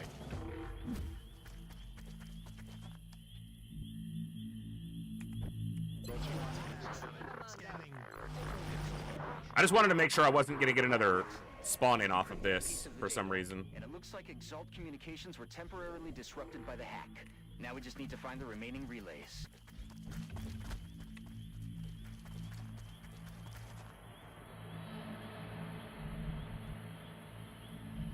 Moving to designated position. And a lot of the perks for soldier classes have been reordered, moved to different classes, given stat bonuses, so when you take them, you gain more stats, mobility, aim, will, stuff like that. Good copy. Moving on target. And some of the perks that are basically never taken by most good players, me being, maybe I'm not a good player and that's why I take them, because I like the variety and messing around with stuff, but most good players don't take a lot of the perks in the base game, so those perks are either removed or they're changed dramatically to make them functional for that type of challenge. So it's a really cool, it's really awesome to watch. Another streamer who has streamed it a fair bit, maybe the second most besides Arvius, I don't know if he streamed it recently, is Mexican Dance. That's the stream name, the streamer name. So check them out if you're interested, but Moving to position. free shoutouts, I guess. Back in action. But I'll continue with my approach. I'll tweak Long War a little bit as I go and kind of smooth out some of the things that I feel like make it a little bit less enjoyable. Because that's the purpose for me, is, yeah, I want a big challenge, but I also want to enjoy the game, first and foremost.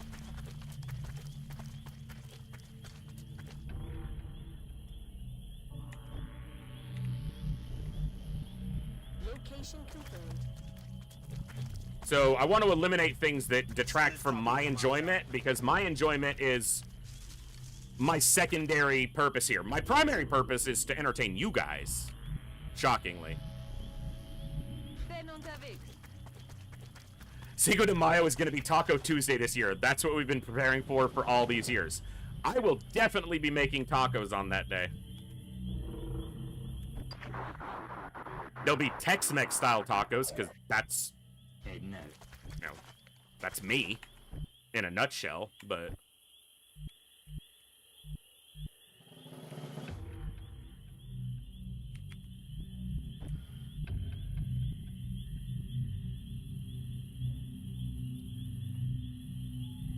Rolling out.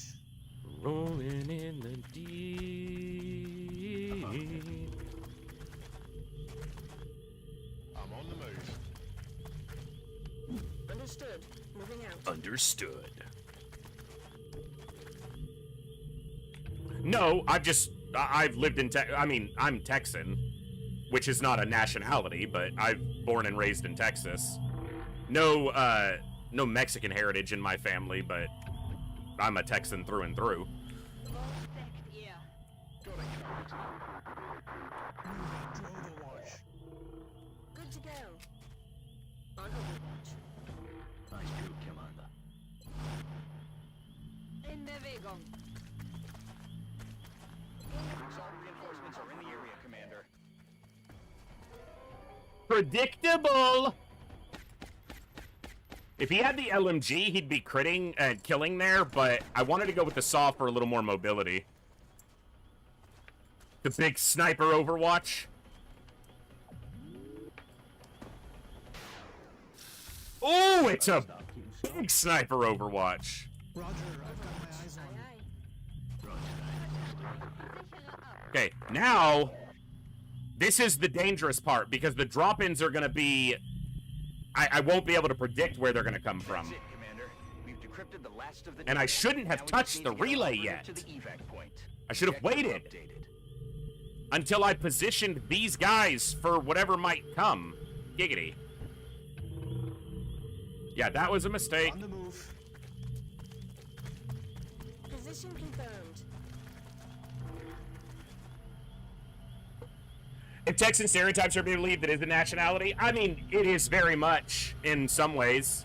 I mean, I've lived in a lot of different states and in different parts of this country, if not other countries. And yeah, I mean, there's as much difference between Texans and people from almost anywhere else in this country as there are between people in different European countries. Legitimately. Like, so it's not actually outrageous to say that.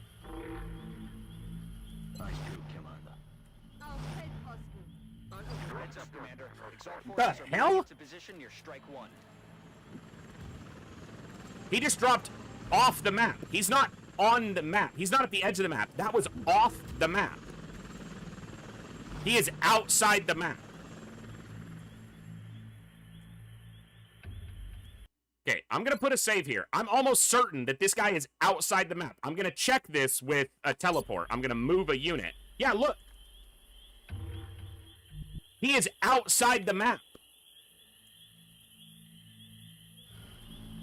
He's over here on Overwatch. He's out. Buggy.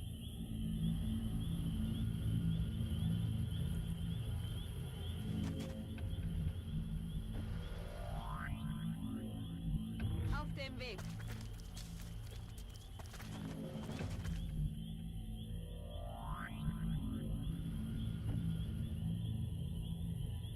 Will do. I don't like this guy being able to run up and get some shots at us, but we have really good Overwatch. The problem is the fucker behind me. Okay. I'm on it, Commander. How is that even physically possible? What are the coordinates? I don't know, but I've had it happen on multiple maps, not just this one. Let's do this. That's the first time I've ever seen it on this map, actually. Overwatch. Got it covered.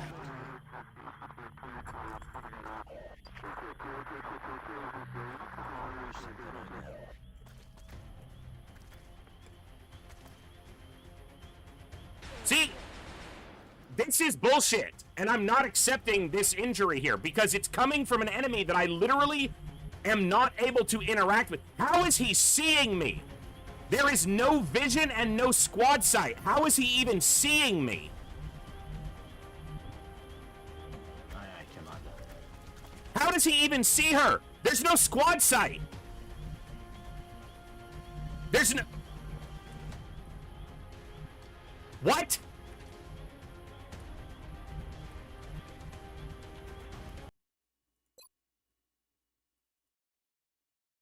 Game, you don't get to pull this shit.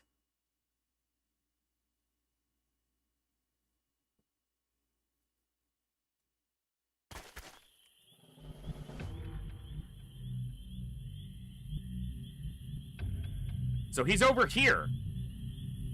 Position confirmed. Okay. I guess I just try to Overwatch him out. Okay. Oh, come on. Yeah, I mean, if for nothing else, someone clip this when he runs in off the edge of the map. He is outside the map at this point. He's over here beyond the edges of the map. 23 tiles. There are not 20. Look.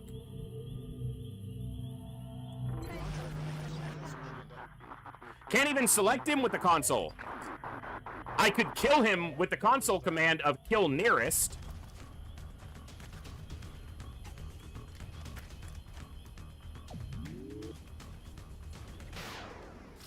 I'm still taking all the kills. The problem now is I haven't positioned to deal with this guy.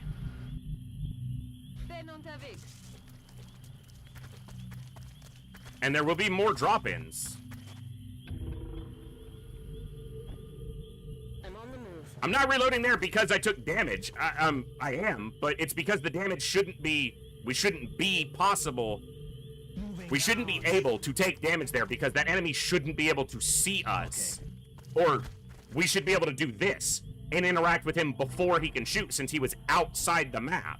If he had spawned on the map, we'd have just killed him the turn he spawned because he would have been in our Overwatch. I'm on it, Commander. Eyes peeled, Commander. Moving to Overwatch. Good to go.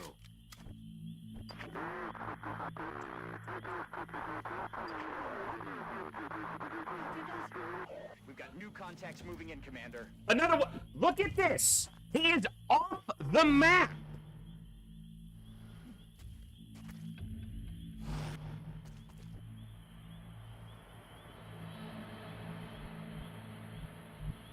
He is not on the map.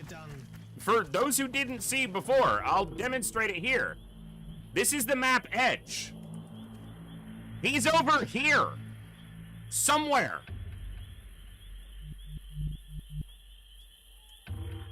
Here, if I do it with the scout, I can use the passive sonar.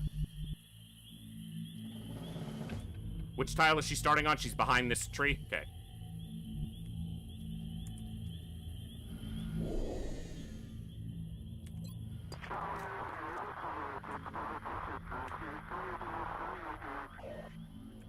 I think that screenshot encapsulates what I'm talking about quite clearly.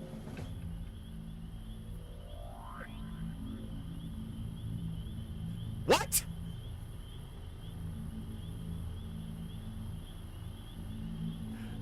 Huh?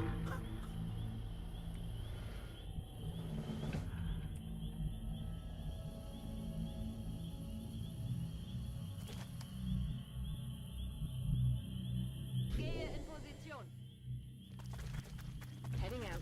He'll die to Overwatch. I'm not that worried about it. It's just that it changes how I can interact with everything else. Because if one of the other guys sneaks up behind me... Moving to Overwatch. Moving to Overwatch. Or we miss our Overwatches and then they shoot someone. Or we don't take our Overwatches.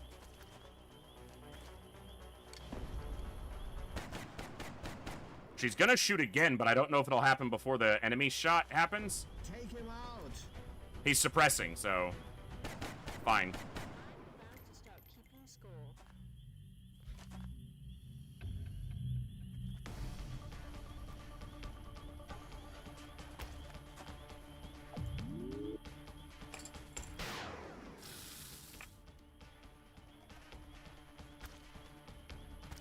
You guys think I just complain about the game, like it doesn't pull this buggy shit on me, but... Under attack. I'm starting to lose ground. No, he just died.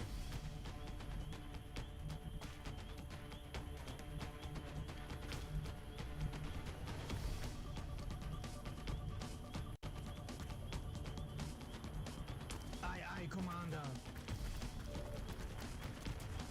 That looked like the map border? It was. He was outside the map. He was beyond the realms of time and space in which XCOM is allowed to inhabit. He surpassed our measly technology of being bounded by the laws of physics and positioning and gravity and... Sit. He just appeared out of the ether. Like a ghost. Like a wraith come to kill us with cheating.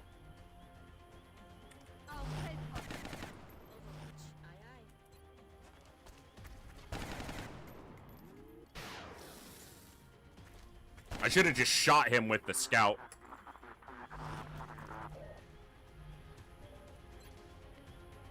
It'll rank her up.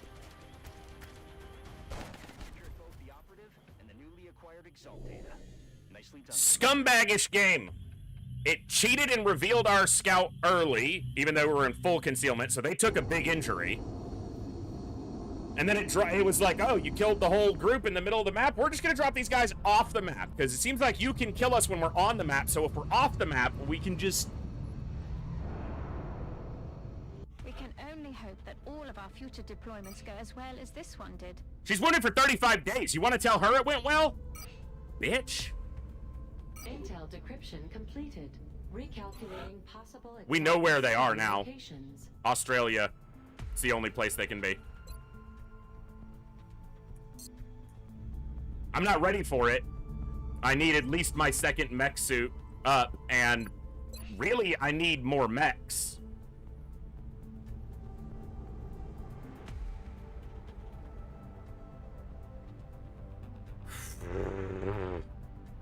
Scumbags.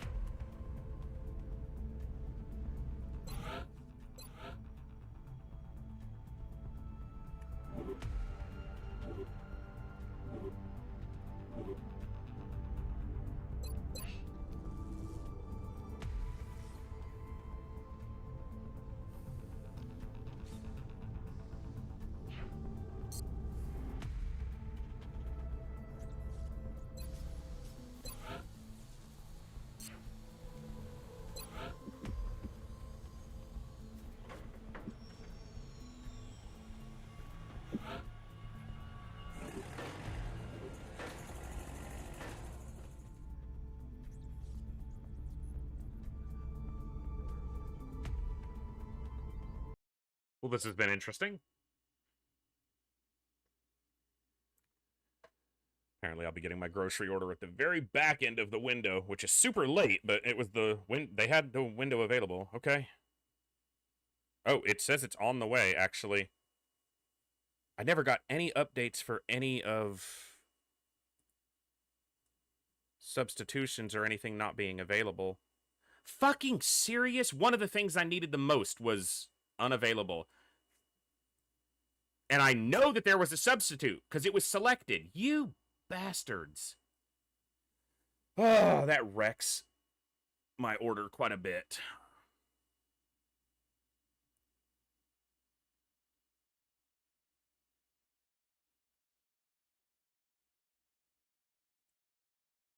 Sorry, yeah.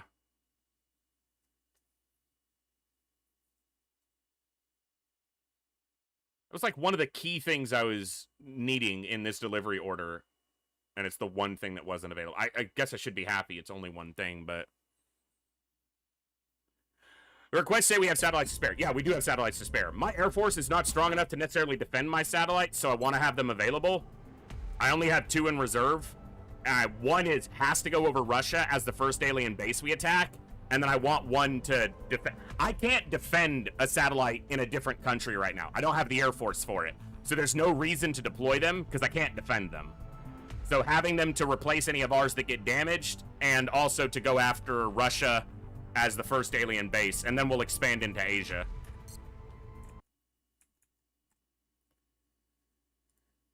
Alright, but this order is on the way. And it says it's going to be here fairly soon, and it's a big order that I'm going to have to put away. So we might, like I said, this might be a bit shorter of a go tonight, just so I can get that done.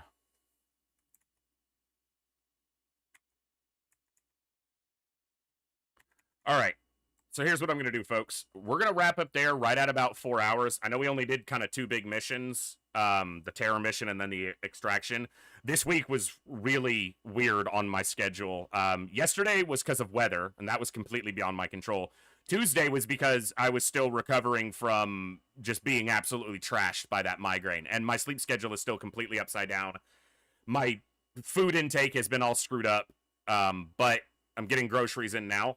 So that's a good thing. And I do plan on streaming tomorrow. Probably about the same as today, maybe a little bit later. I won't be going till like midnight or anything because I want to preserve Saturday being a big Long War stream. I don't know if I'll do Long War tomorrow. Because I don't often stream on Fridays right now. And I don't want to do Long War on a day when some of the regulars who tune in for Long War won't be able to. But I might anyway. But I might stream something different. I was talking earlier about the Bazaar, which I've been playing a lot of recently in my own it's the only free time game I've really been playing. This is Central. I'm receiving. Shut up, dude. And I might stream it a little bit tomorrow and just kind of test the waters with it and see what people, if anyone's interested, if anyone, enjoys, watching, hanging out, maybe, enjoys the game. And then Saturday we'll be back to Long War, kicking up right at the end of December. So definitely big missions coming. But I've got this grocery order, which is going to show up within the next 10 or 15 minutes. And it's going to take me 20 or 30 minutes to get everything inside, organized, put away. And I don't want to take that long of a break. So I know this week was a little disjointed on the schedule, but I'm doing my best to get everything back to normal. I won't be missing Saturday unless something beyond my control, like power, weather, whatever, but I will be here. So if you don't tune in tomorrow for some count on the Bazaar, because I think I'm going to test the waters with that. And then Saturday, we'll be back with Long War. So thank you guys for hanging out tonight. Thank you for enjoying a terror mission that was terrifying, and an extraction in which the enemies appeared outside the map boundary. So, fun missions all around. Thank you guys for the good times, good vibes, good conversations. If you're still waiting on a soldier, I have a lot of corporals that are not named. Make a post in the Discord in the Long War roster channel to let me know. Even if you're already on the roster sheet in the viewer soldier section, make a post so that I remember, and I'll get some more soldiers named before Saturday. Have a good night, folks. Thank you so much. I'm going to throw it over to Ghost Wizard, show him some love, and I'll see you guys next time. Adios.